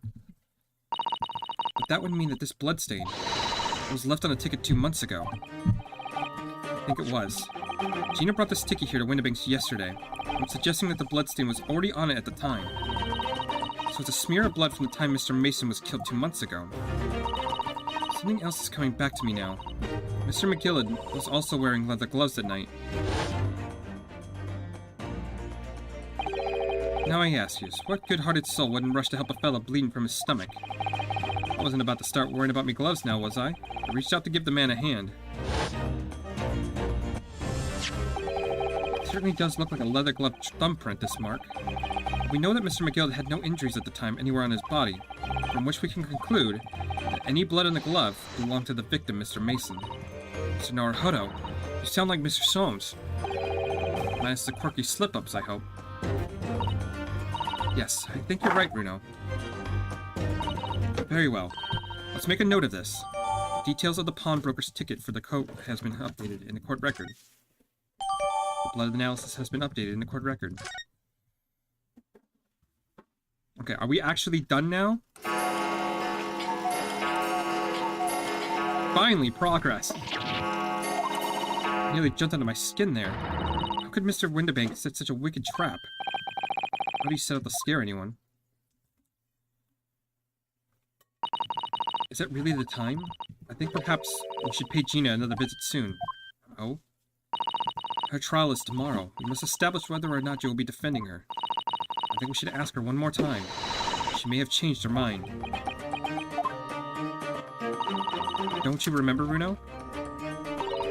You told her she could rip off the representation papers if she didn't want you to be her lawyer. Really? Did I say that?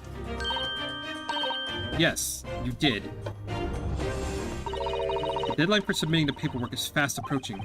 In that case, we'd better hurry back to the prison and talk to Gina again. Okay. Finally, progress. I only spent like 20 minutes fucking around. Because it wasn't clear.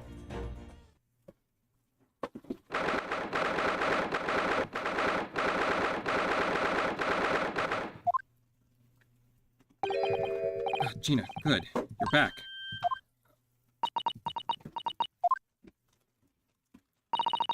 Police must have finished questioning her then. Oh, how was it, Jeannie? Was it awful? Oh, don't bother me. Didn't bother me. Thank you for the papers you signed before. And we were able to investigate at Windibanks. Oh, right. Don't you want to know how we got on? You're never so busy. What's the point in asking? I'll change how everyone's saying that I did it. That's not... Gina, we came to ask you for your final decision. Eh? What decision? About tomorrow's trial. Will you let us defend you or not? I must submit the paperwork now if you'd like Mr. Naruhodo to represent you. Right. I see. She really lost her fight all of a sudden. But I know what that feels like. The worry is just so hard to bear. Oh, this is probably why we picked up the transcript, so we can probably be like, this is the real reason you did it, huh? We found this in Mr. Windibank's storeroom. The manuscript of Iris's latest story. Oh, right. Well, that's good then. Curiously, the storeroom at Winter Windibank showed no sign of being ransacked for items of value and the like. With the one exception, the box file that housed this manuscript. It was you, wasn't it, Gina? Broke open the box containing the manuscript last night. You were determined to find out whether or not the Hound of the Baskervilles was really there. That's the real reason you broke into the storeroom last night, isn't it? Why don't you tell us what happened, please?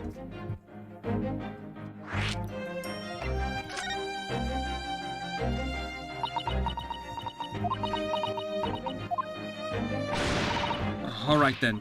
Blimey, give it a rest with them eyes, Iris. Come on then, fill us in. Who done it? Unfortunately, we don't know that yet. You don't say. We don't know yet, Gina. Mr. Naruhodo and all of us know that you are innocent of this crime. And while we haven't yet managed to work out who the real culprit is, there are a number of interesting facts that we have managed to establish. Oh yeah? Like what? Well, for example, the reason you being there in the first place. I think I know why you broke into Mr. Windibanks that night. Yeah, we already established that. Thank you.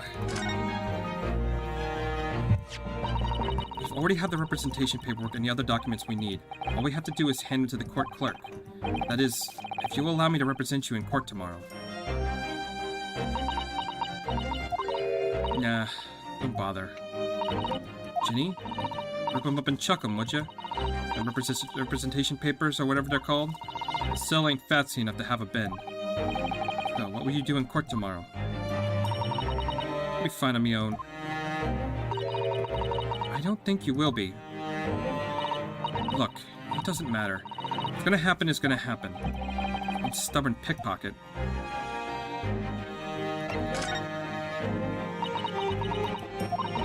Alright, yeah. It's Baskervilles' story. It's the latest Sholmes adventure, right? It hasn't been printed yet? So I figured it's gotta be worth a few fair pieces of silver, right? Yes, at least 5,000 pounds. What? So you intended to sell Iris's manuscript, did you?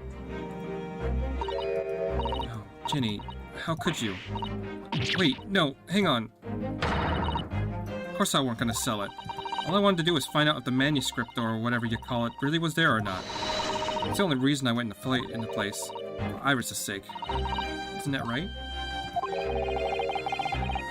We knew why you'd done it from the start, Gina. Of course we did. But I knew you wouldn't do anything mean like that, Ginny. I just knew it. Oh, when I saw the manuscript in the storeroom, it reminded me of what you said the night before. Grown-ups do a lot worse than that, believe me. Barefaced liars, a lot of them. They just ain't realized it yet. I'm telling you, that manuscript ain't at Windibank's. You'd soon see if you had a look. If I'm honest, I have wondered if Hurley's telling me the truth sometimes. I mean, I sometimes wonder if he might have hidden my manuscript somewhere I don't know, even though it's wrong of me to doubt him.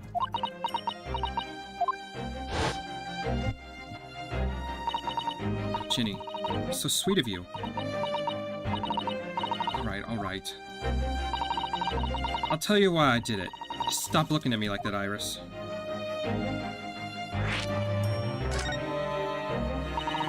It weren't because of Iris. That's not why I did it. I just wanted to know the truth, that's all. You wanted to know if Mr. Sholmes was being honest. He really deposited the manuscript at Windibank's. It's like I told you the night before. I never had a father. But Iris' lot ain't like mine. She's got her dad, and she can't see him. And I reckon that's gotta be harder. That's why she writes some stories. They're about her dad, really. That's what it sounded like to me anyway. Last night when I was listening to what you were saying. Stories about Daddy? You mean, they're not the adventures of a great detective? So much as the adventures of a great detective and his trusty partner? You okay? What's up?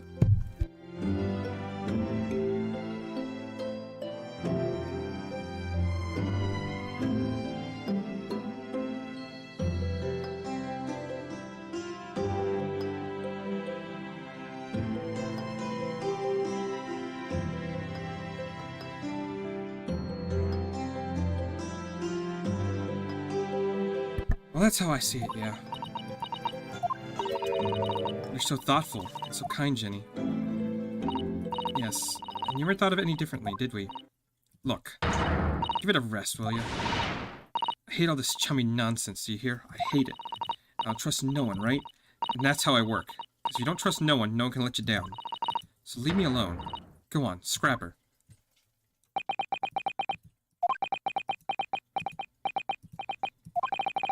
I hadn't noticed until now, but it's unmistakable. Right there on both sleeves of that overcoat. Some very suspicious red stains.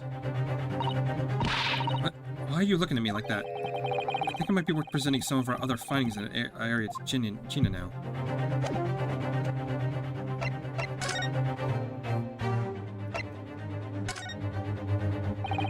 Those stains on the sleeves of your new coat, Gina. They're blood, aren't they? Not that I know whose blood yet. What? Blood, Mr. Naruhodo? You don't appear to have any obvious wounds yourself, though.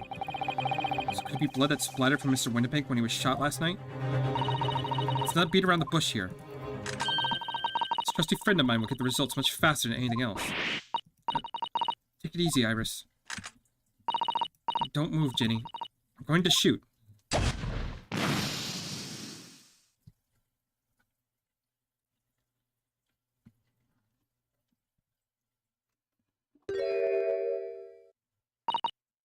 Oh. Oh my. What the? Forget the sleeves. The whole coat is covered in blood. Of course. The black color of the fabric was masking the stains. That's why we haven't seen them until now. Blood was reacted to the chemical to turn a purple color, which matches one of the samples we've already collected perfectly. Yes. Now let's see. Who had the purple blood? Ah, yes. It was the brickmaker, Mr. Mason, the victim of the murder case 2 months ago. I knew it. What do you want all about? The victim? What do you mean? It's a rather uncomfortable situation, Mr. Naruhodo, but I think that this makes things quite clear. It means the omnibus case is finally solved. The truth about who really murdered the brickmaker, Mr. Mason, is revealed. Oi, will someone explain what's going on? Stop telling half a story. Well, if the coat belonged to Mr. McGillard, then that's pretty obvious, isn't it? We can see now that the victim's blood is all over Mr. McGillard's overcoat. But in the trial 2 months ago, the defendant said in his testimony... Now I ask you, what good-hearted soul wouldn't rush to help a fellow bleeding from his stomach? I wasn't about to start worrying about me gloves now, was I? I reached out to give the man a hand. But if you look at this overcoat now, it's clear. The stains couldn't have arisen from Mr. McGill trying to pull the victim to his feet. No, if that had really happened, the blood wouldn't have splashed all over the front of the coat. The only explanation for this pattern of blood is that it just splattered over Mr. McGill's coat when he stabbed the victim in the stomach.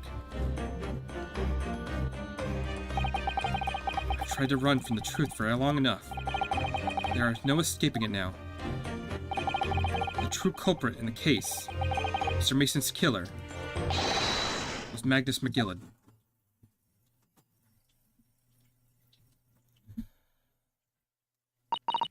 Mr. Naruhodo, that horrible case is solved at last. And I helped the man walk free from that trial. I used all the twisted testimony and all that sham evidence to prove his innocence. But I've let that happen. Bruno, did you believe him, though? Did you believe Mr. McGillard was innocent? I believed, or rather, I think I was trying to believe. I wanted to. Because believing in those you represent in the court, the defense lawyer's greatest weapon. Weapon?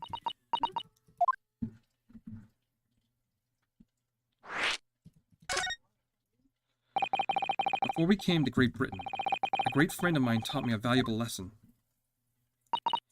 I mean, Kazuma-sama. Listen, Ryunosuke. We lawyers are only human. We can't know for sure what is truth and what is a lie. It is why we must resort to our primary weapon. An unwavering belief in our clients. That's all we really have. Unwavering belief? Only when we truly believe when our clients tell us can we fight with everything we have for their cause. In any battle, there can only be no victory without faith. Though I believe you, unwaveringly.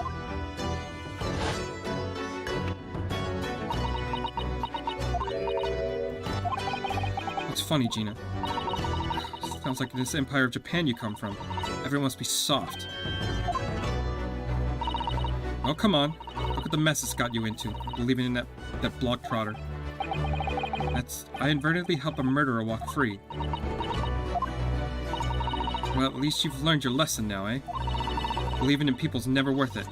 Oh, someone always stabs you in the back in the end. As soon as you let you down your guard, you've had it. Take a leaf out of my book. Believe no one. Get hurt by no one.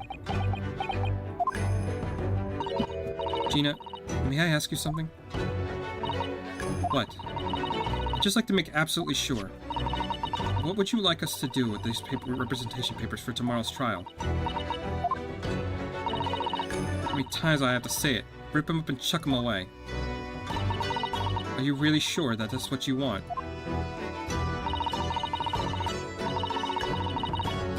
I bet that's what you want, and all now. Mister, I'm a believer lawyer over there. Don't forget it was me in the trial 2 months ago. I led everyone up the garden path, didn't I? Didn't you tell me you can believe in me after that? Not likely. Well, Mr. Naruhodo, a lawyer's primary weapon is an unwavering belief in his clients. Ultimately, it comes down to whether or not I feel I can trust Gina after everything that's happened. No, I don't trust her. Fuck her.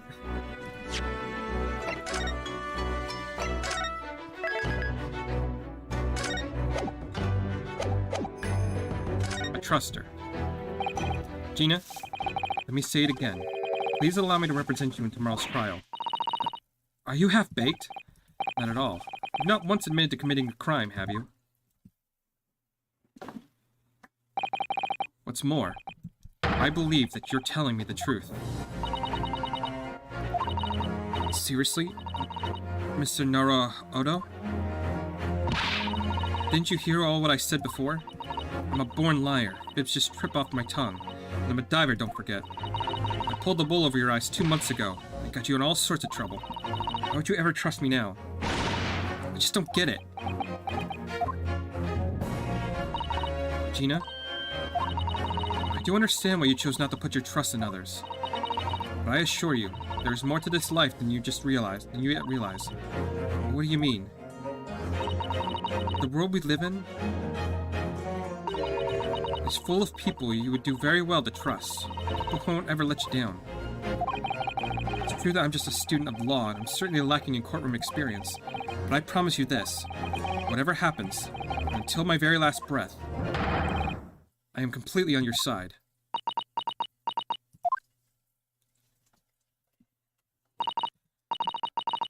What do you expect me to say to that?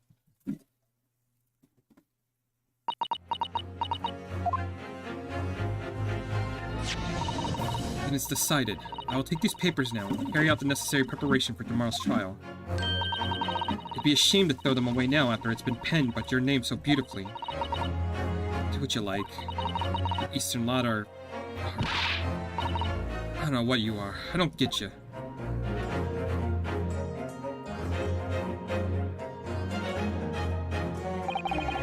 Gina's taking herself to the back of her cell. She's never admitted, but I hope she's feeling relieved. It turned out all right in the end. Think.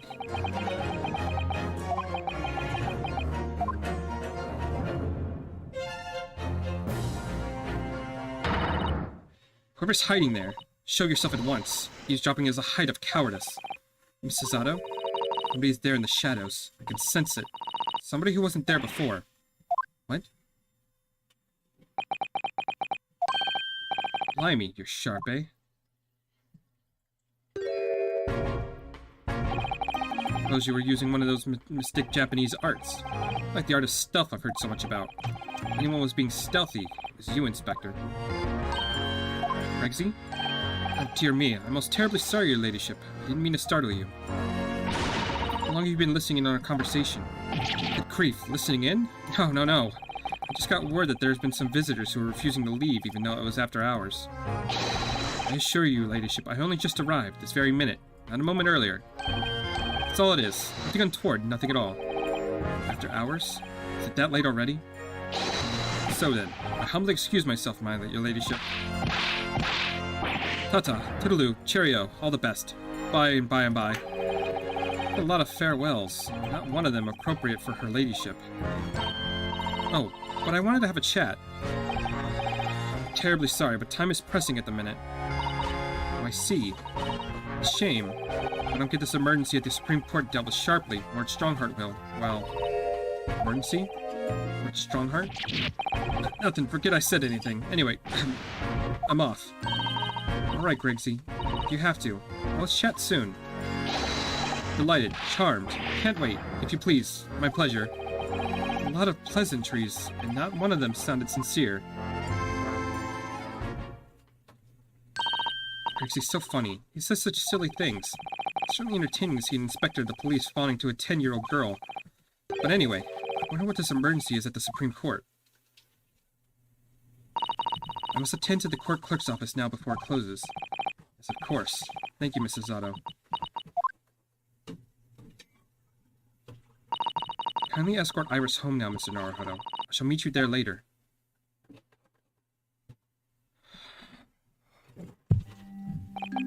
And so our investigation came to an end. Mrs. Zato-san went to file the necessary papers to the defense of Gina the following day. And then it hit me. I could no longer suppress the wretched feeling that had been gnawing away at my insides. Tomorrow, Mrs. Zato-san would be leaving Britain to making her way back to Japan.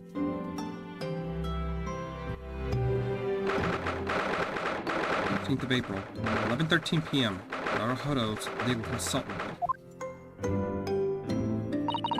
Naruhodo-san, it's been a very trying day, hasn't it? I do hope you're not too exhausted. What about you, Sasato-san? Today has been ever more trying for you, I'm sure. The Shelms was shot before your eyes. Gina was arrested. All on the back of the news that her father had fallen ill and that she must return to Japan at once. I hope your father recovers soon. Thank you for your kind words.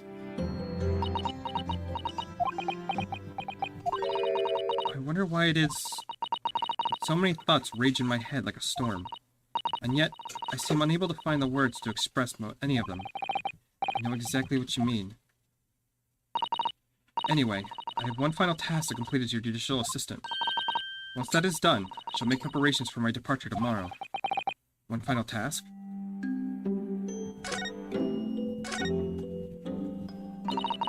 It's just 2 months since we arrived in London, and we've managed to establish this office. It's finally feeling as though we were settling in.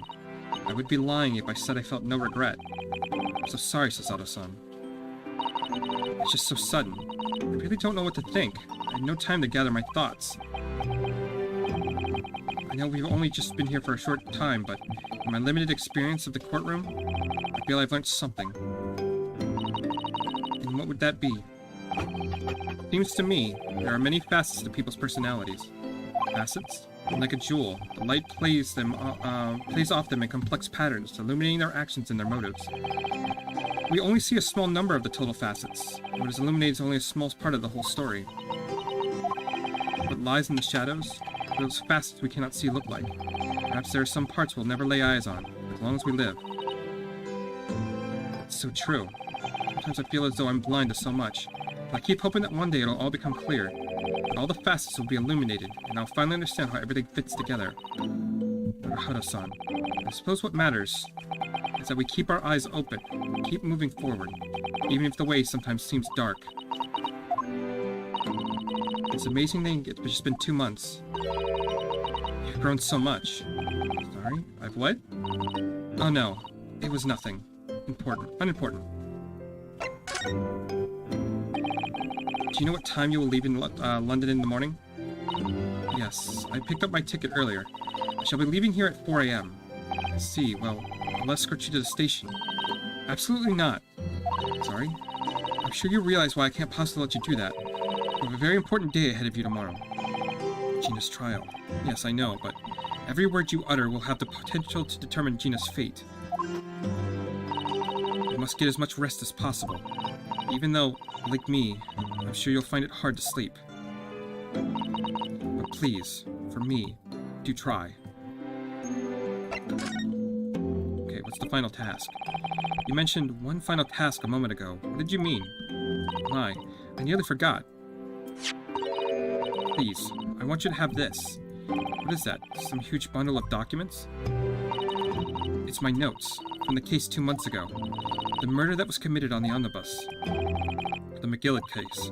It seems to me that this case of Mr. Windibake's murder, of which Gina is accused, is very much tied to the omnibus case, in ways that are not yet completely apparent.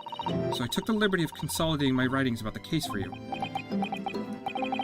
With everything else she's had to think about, Sato-san still managed to do this, and all that neatly laid out for me in her beautiful handwriting. It's my pleasure. I only hope that it will bolster your case tomorrow for Gina. Thank you so much, Sato-san. I'll do my best to use it wisely. You really are the best judicial assistant in the world. Well, it's extremely flattering. But I'm sorry to say that you've been a complete failure. Sorry? I didn't quite catch what you said there.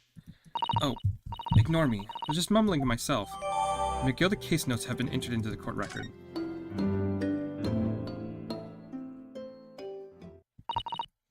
Okay, before we go any further, let's take a look at that real quick. What does it say here?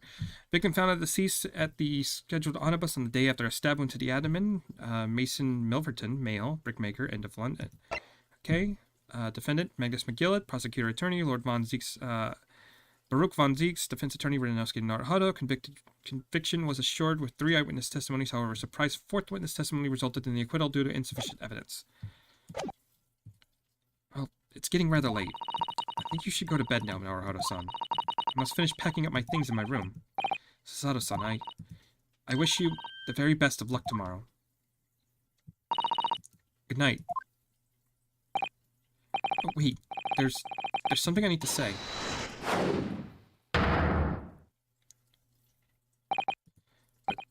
What was that? A secret technique of mine.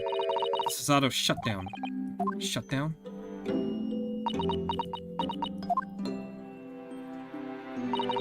Please, I implore you. If we have to voice our goodbyes, I won't be able to hold back my tears.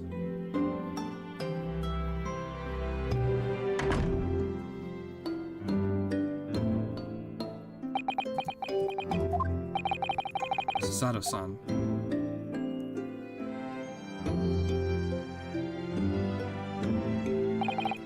It truly had been a trying day.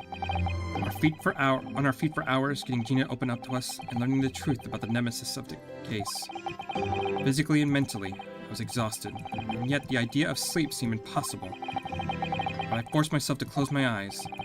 As a cacophony of scenes in our lives here in London played through my mind. Eventually, my fatigue triumphed, and I fell into a deep sleep.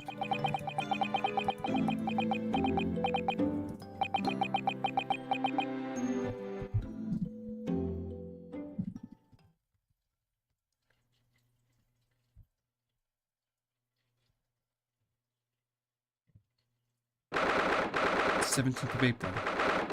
Small hours. St. Sinners Hospital, Ward 3. Yes, I quite understand. There's a great weight off my mind.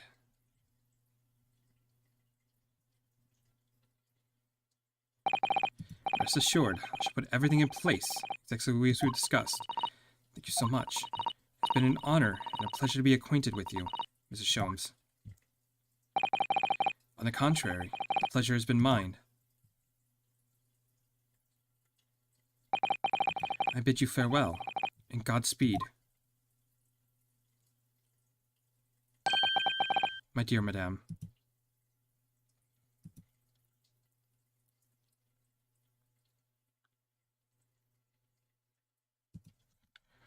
I wonder what that was about.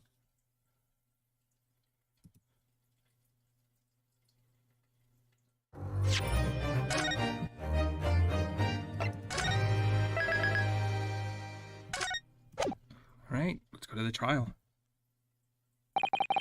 When I awoke the following morning, Susato-san was already gone. Outside the window, the rain came down in sheets. And so began an even longer day than the last, one that I would remember for the rest of my days.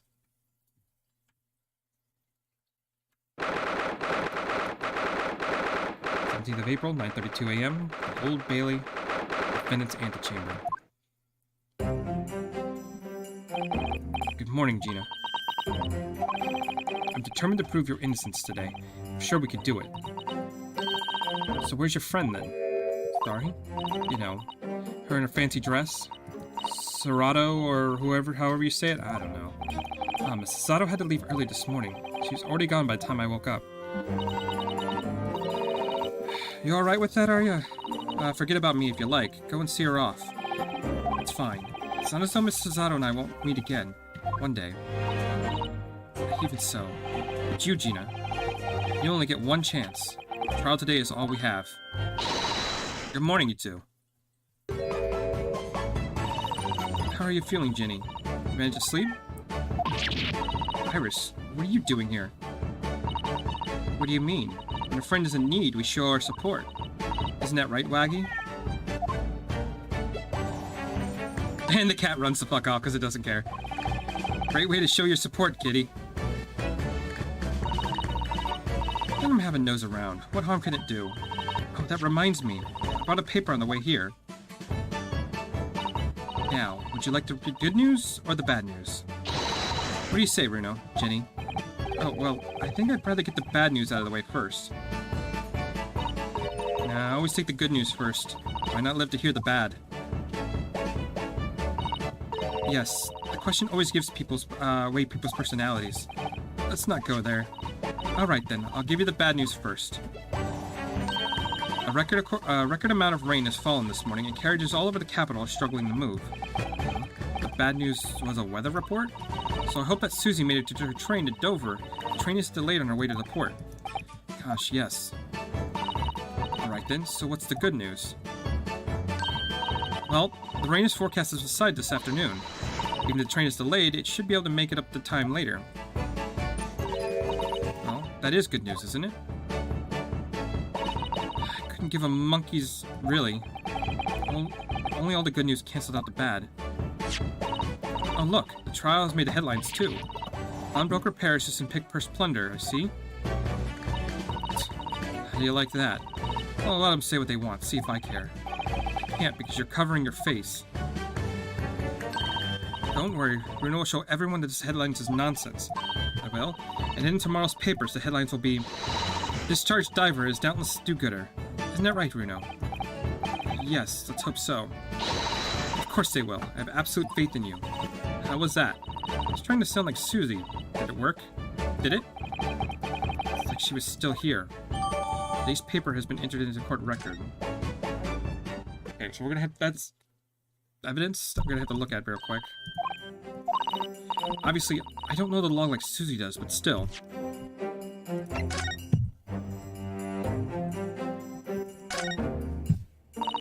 There's a sensational story lower down the front page as well, look.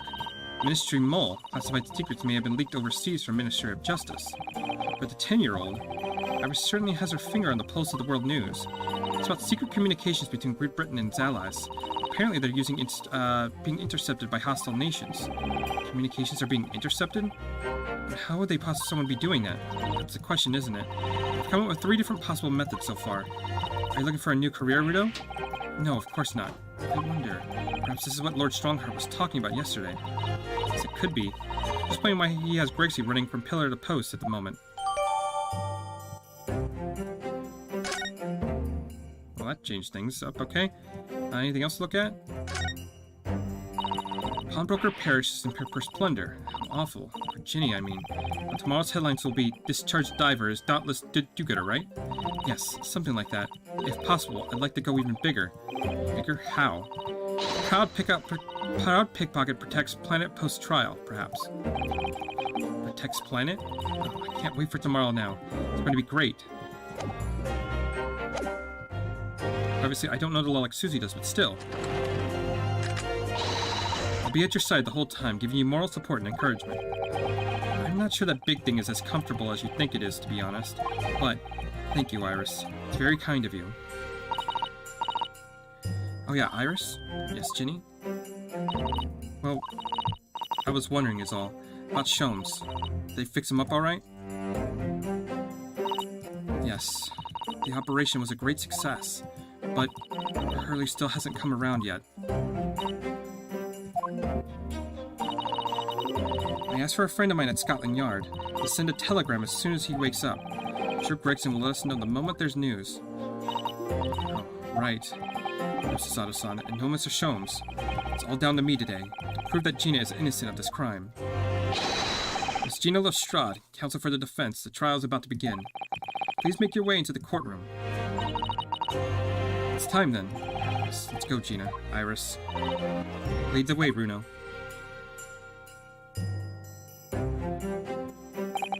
Poor Gina. She's trying to pull on a brave face, but I can tell she's worried and scared. I have to believe in her from the start to finish. It's the weapon that will secure our victory here. If I learned anything from my great friend, it's that.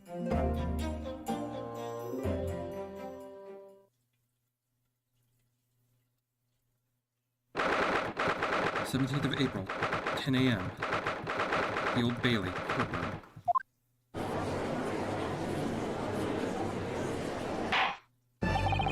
In the name of Her Majesty the Queen, I hereby declare the court to be in session. The trial shall determine the guilt or innocence of Miss Gina Lestrade. I now call upon the counsels for the prosecution and defense to declare their willingness to proceed. The prosecution is ready. The defense is ready.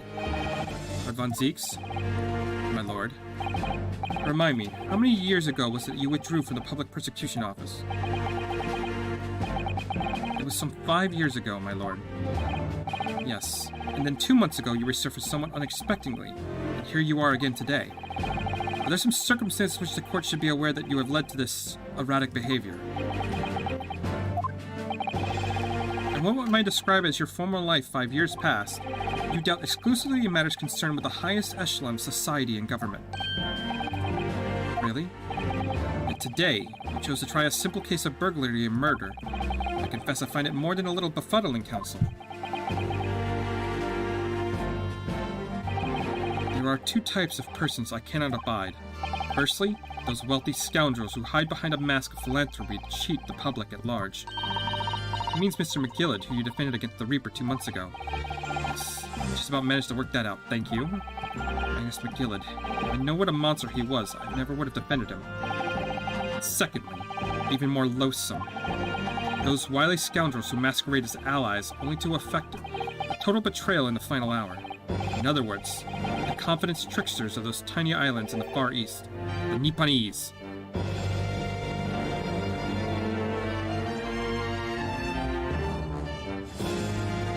That's interesting. He's not even saying he's against us. Is he saying that he's only doing this because he hates us? What? Did he really just say that? He means you now, Runo. Actually managed to work that out too. Thank you, Iris. Total betrayal? What are you talking about? The torrid look of hatred in Lord Von Zieks' eyes. Was that directed solely at me, or was he talking about all Japanese people? An alarming, scathing explanation, Lord Von Zieks. Still, the judiciary welcomes the return of the so-called Reaper of the Bailey, feared by all London malefactors. Your lordship is too kind. Now, jurors, the 6 of you have been selected at random to represent the will of the people in this trial.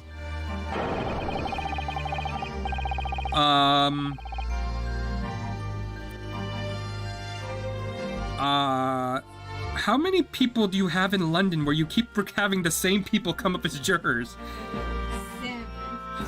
7. We have the husband in the case before, the maid from the first case in London. Don't know who, you're a new face. Aren't you the guy from this other, like the last case we did too? There's another juror, like, Jesus Christ. Are you ready to hear the evidence placed before you to determine the guilt of innocence and defendant? Former lieutenant of the British Army here, don't you know? Chaps like me were born ready. Clean crockery, clean cutlery, and clean conscience. Lord Lordship's motto is very appropriate here, I think. Everything will be stereoscopic in the future. Absolutely everything, and I'm ready for it. I don't understand it. I can't have left it there. It's not possible, but could I have? Women indispensable in society, stop. Female-centric future awaits, stop.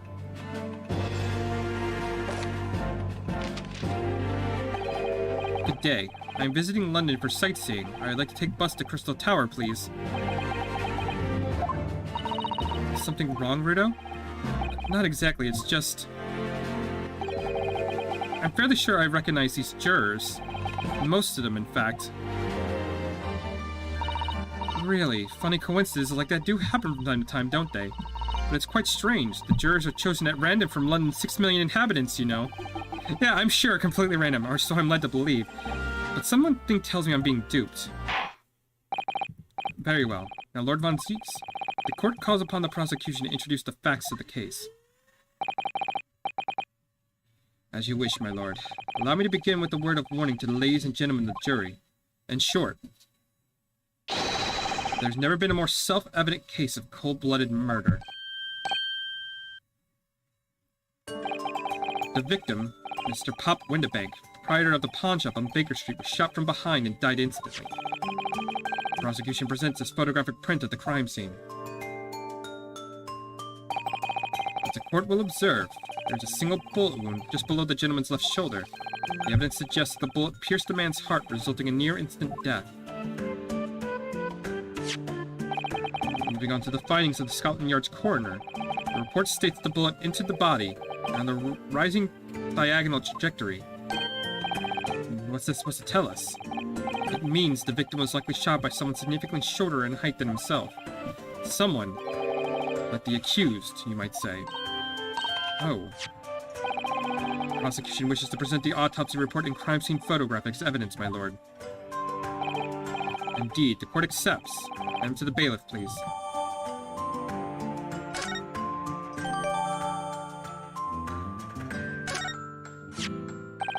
I now ask the court to turn its attention to this plan of the establishment where the incident occurred. The proprietor was found in the storeroom where he kept articles pawned to him. The windowless room with a single point of entry, a door to the main shop, has been found locked. In the sealed chamber, there was only 2 persons present. The victim, Mr. Windibank, and the accused. It may further interest the court to know that when the accused was discovered at the scene, she had in her hand the gun used to fire the fatal bullet. Well, it's that then, isn't it? Nothing more to say? Isn't that grubby little girl a pickpocket anyway? She's one of those filthy drabs that live in the slums in the East End. Oh well, it's only a matter of time before she got blood on her hands then. What are the jurors waiting for? The girl's guilty as hell. We can't jump to conclusions here. We mustn't assume her guilt because of what she had to do to survive.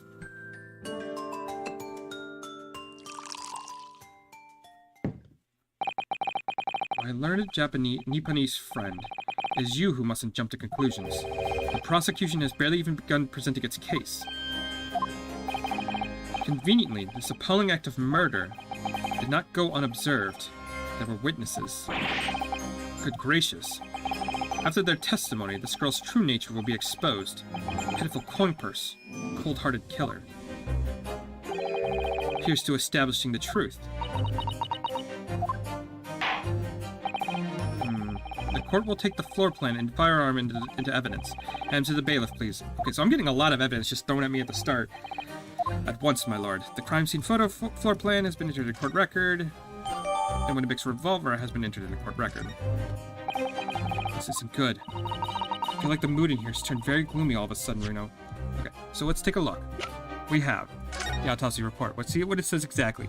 Pop Windibank, male, occupation pawnbroker on Baker Street, 16th of April, 1 to 1:30. Reporting party, Renosuke Naruhodo. Single bullet wound in upper half of victim's back. No signs of visible signs of trauma. Instant death from a posterior bullet wound to the heart. Bullet entered the body from the back using a gently raised directional trajectory. Okay. Okay. That doesn't really show us anything. Got it.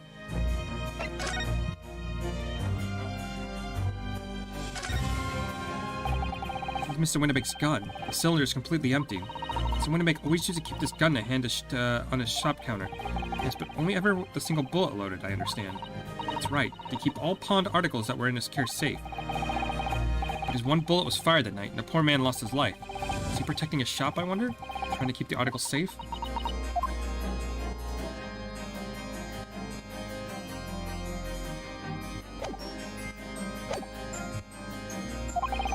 I think that's because it has. Oh, he's not even playing around anymore. He's taking his coat right off. Let's begin. Bring forth the witnesses to the foul murder of Pop Windibank on the 16th of April this year.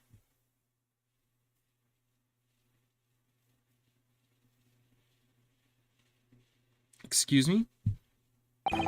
Witnesses, state your names and occupations for the court. My name's Nash Skulkin. Occupation is baddie. Professional baddie.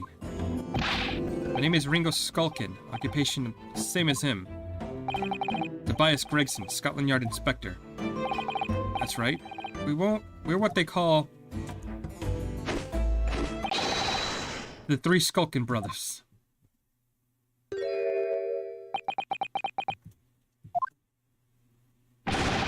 are you looking at like that for me for? Don't lump me in with you lot.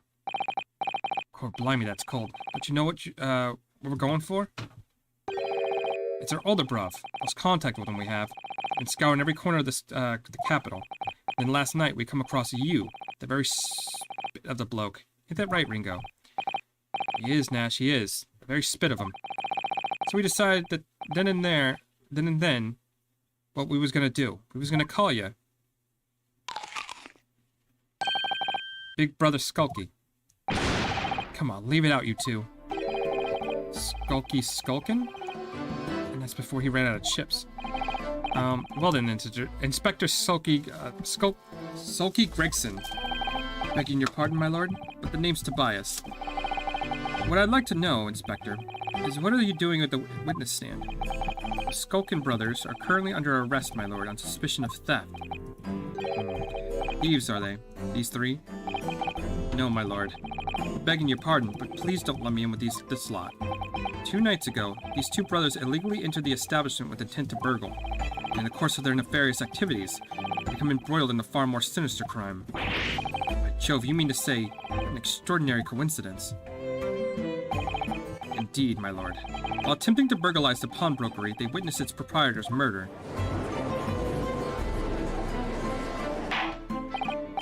Order, order. The various trespasses of these brothers are not subject to today's proceedings, though they will naturally face trial in the very near future.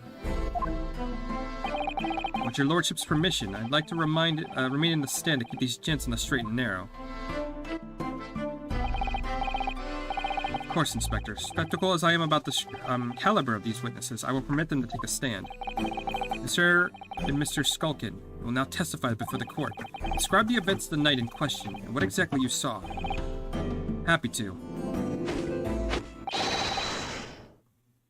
Because the Skulkin's never skulkin'. What? I feel like... Are they posing exactly like the other guy? Get out of it.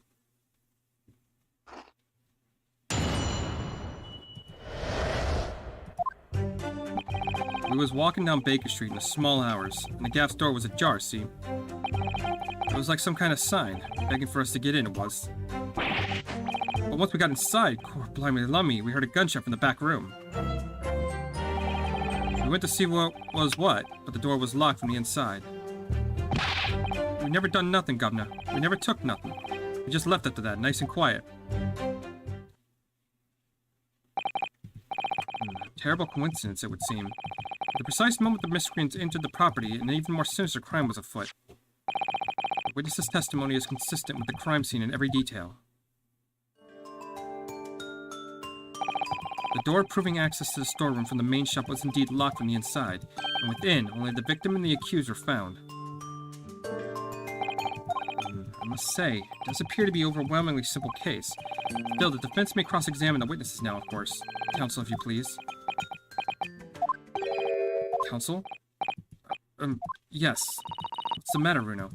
Sorry, I was just stunned into silence for a minute by the blatant lies being told by the pair in the stand. I know it's all nonsense, but I saw it with my own eyes. Just have to expose their testimony for the pack of lies it is.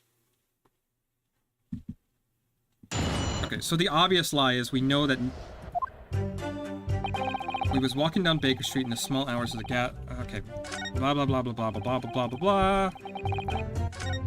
That's fine. Heard blindly we heard a gunshot in the back room.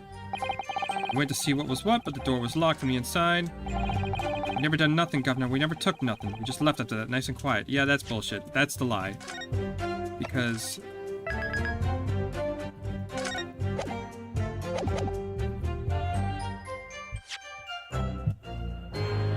what would I present for that to prove to be a lie, though? The blood sample? Objection! Wait, that's wrong?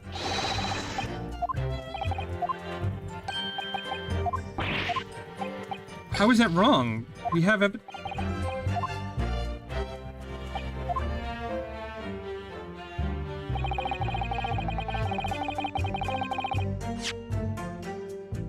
because we were there. We know.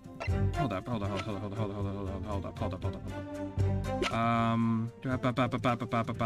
Where?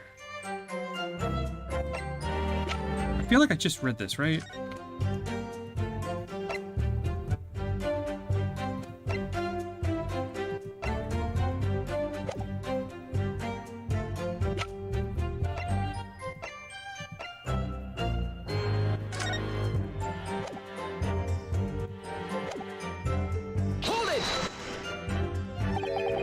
You didn't do or tick anything. Is that your story? Well, it was Bedlam soon, weren't it? It was, Nash, it was. You didn't have time to pull me dukes out, me lucky lockets. There was no time to take your hand out of your pockets. You just left, nice and quietly, you say. That's right, Governor. Nothing we hate more than violence. Peace-loving nibblers we are, not bucklers. We are, Nash, we are. Never even pulled me dukes out of me Lucy lockets. So you clearly like us to believe. Come again? As you fled from the pawnbroker that night, did you not run into anyone else? And did you not fire a gun at that person? Saints alive, they fired a gun, you say? Blimey, Governor. You ain't telling us it was you in the doorway. It was. Why, the bleeding Nora... Didn't you mention that before? You were armed with a gun. As you fled the scene, you fired that gun. At London's greatest detective, Sherlock Sholmes. They shot the great Mr. Sholmes? I did hear that, actually. There was a rumor he'd been rushed to the hospital. The great Sholmes. It's beyond the pale. On the night in question, this pair were arrested by the police within minutes of discovering the crime scene. Their suspicious countenance rapidly gave them away. And when we searched, the firearm was indeed found in the possession. Furthermore, the barrel shows signs of shot being fired from it. The prosecutor invites Mr. Lordship to examine the firearm recovered from these brothers. Yes, indeed. Remnants of powder around the muzzle, you say, counsel. The court will hold this weapon as evidence. The Sulkin brothers' gun has been entered in the court record. Okay, well, I guess I didn't need to present anything. I just had to question him on why he was full of shit. Now, my learned Nipponese friend. Yes? Here's to your success in presenting the evidence. For yes, there are the telltale signs of spent powder on this gun and a single bullet missing from the chip cylinder. But the prosecution demands that evidence that it was fired at the scene of the crime under scrutiny. But the prosecution demands evidence that it was fired at the scene of the crime under scrutiny in this trial. Objection! Well, I don't need evidence, because I was there. Objection! However, the rest of us in this courtroom were not. If the defense fails to provide evidence in support of its rash claim, we shall have no choice but to toast your incompetence and move on. Evidence that these two fired the gun before they left Windibanks that night. The court demands that all claims be affirmed with clear proof. I tried to present you proof before, and you hit me for it. So, no, now is not the time, even though I just had been right. This game sometimes. Okay, so we have a blood sample that we can use. The evidence is in this portfolio. What on earth have you there, counsel? During the course of the investigation, we discovered a number of bloodstains. Not trusting the police to do the job they're trained to do. How arrogantly Nipponese of you. Well, anyway, we now assess all the blood samples we found and recorded the results in this portfolio. You claim to the evidence the court is demanding therein? Yes, my lord. No more dallying, then, counsel. Present the pertinent evidence at once. What do you have in your portfolio that proves these witnesses unloaded a firearm at the scene? It would be this one. Take that! What is that? Explain. It's a photographic print taken at the Windibanks pawnbrokery on the day of the incident. From the scene of the crime, is it? Is that a bullet hole? And if my eyes do not deceive me, it appears the bullet is still lodged there. Yes, as your lordship noticed, the bullet pierced Mr. Windibanks' calendar. The date shown being the 16th of April, the very day of the pawnbroker's death. The incident occurred 1 hour after midnight, and this indicates that the separate shot had been fired sometime after the calendar had been set to the 16th. That's right. And while it isn't irrefutable, the defense believes there is credible evidence that the witnesses did fire a round from their gun at the pawnbroker last night.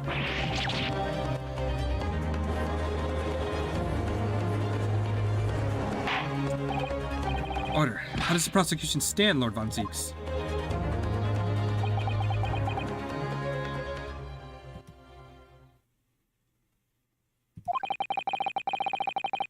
If that is the direction my learned friend wishes to take, the prosecution has no objection.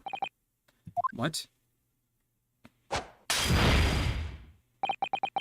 But you'll forgive me for flinging my hallowed chalice aside in disgust at the repugnancy it exposes. Poor janitor, please stop doing that. Yes, on the night in question, these brothers entered the pawnbroker illegally. And like the bold baddies they claimed to be, opened fire on the new arrivals before fleeing back into the streets. Take it easy there, Governor. We're gonna land us in the soup. We had a deal.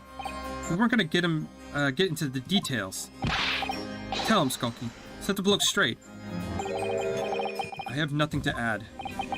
So he knew, didn't he? Lord Von Zieks knew the testimony would almost certainly expose the extent of the crimes. It would seem now that I owed my learned Japanese friend a word of gratitude. What do you mean? What I mean is that you have helpfully confirmed an important fact. To what fact do you refer, Lord Von Zieks? Has been established by the point of their arrest. A single shot had been fired from the brother's gun. However, the shot found its target in Mr. Sholmes. And clearly, these witnesses cannot be accused of the fatal shooting of the proprietor and the victim. In other words, these two men have no material connection to the murder of Mr. Winnebago at all. So that's it.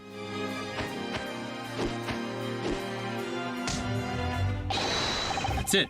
We didn't have nothing to do with it. We didn't, Nash. We didn't. That's what I reckon. Your crimes include unlawful entry, intent to steal, perjury, and let's not forget attempted murder. Quite a catalog, eh, fellas? We're in for it now, bruv. Now then, let us take a moment to consider the aforementioned great detective, Mr. Herlock Sholmes. It would seem the man patronized the pawnbroker in question somewhat regularly. Where's he going with this? Mr. Sholmes appears to take pleasure in tinkering with the eccentric machinery. Eccentric? Says who? Not me. Don't give me that look. He installed a pair of machines like this one day in the victim's shop. Oh, that's one of Hurley's red-handed recorders. What is that, counsel? It is the appearance of a photographic contraption. As your lordship has surmised, it is indeed a camera attached to a small timing device. Every half an hour, it automatically photographs the interior of the establishment. The idea being that if a thief were to break into the shop, he'd be caught red-handed. Prosecution has obtained the photographs taken on the device the night in question.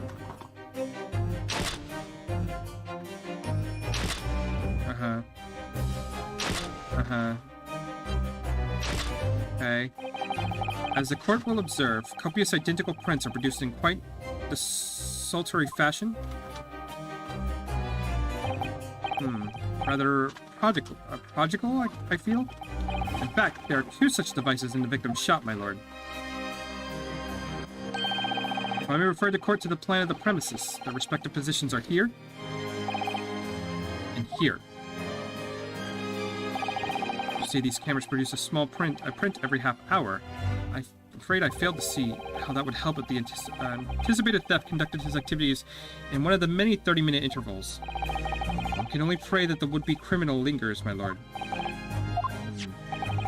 On the night in question, the witnesses currently in the stand were not caught on camera. That's a bit of fair's tuck, eh, bruv? Lady Luck loves a skulkin'. Witnesses, at what time did your trespassing begin? Must have been after 1. Right, bruv? Must have been, Nash. Must have been. Yeah, just gone 1. In which case, minutes before these brothers entered the establishment. What scene might we expect to see within the shop? Let us examine the evidence. Good lord. It's the defendant. Miss Gina Lestrade.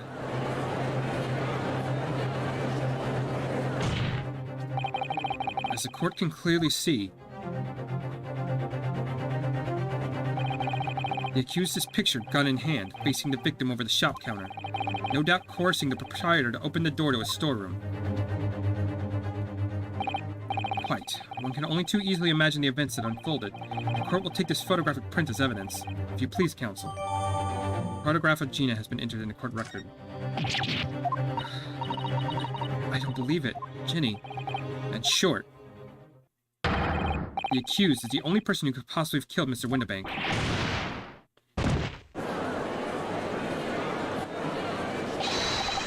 I say, my lord. I wonder if I might put in a word at this point. Go ahead, Mr. Foreman. Took a volley bullet to the knee in the Battle of Maywand. 1880, don't you know? Decorated for it and all that, but forced to retire from the service, sadly. Of course, the medal can never outshine the exploits of chaps like us on the battlefield. Yes, Mr. Foreman, and what exactly is your point? Carried on the battle out of the retirement, you see. Battle of daily life, if you like. Here I am now, leading this small squadron, 6 men, all good and true. We'll all go down together, you mark my words. One for all, and all for one.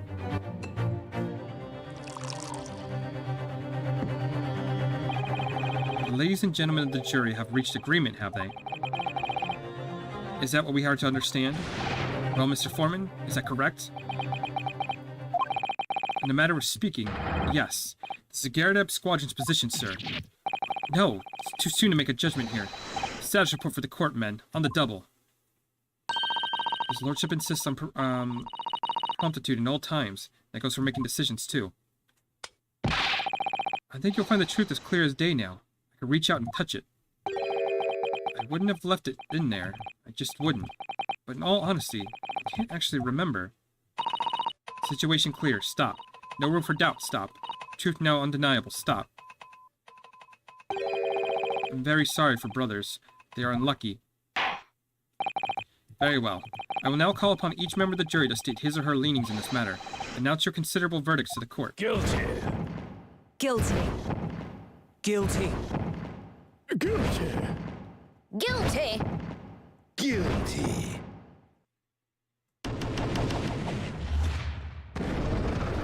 Oh, we're already off to a good fucking start.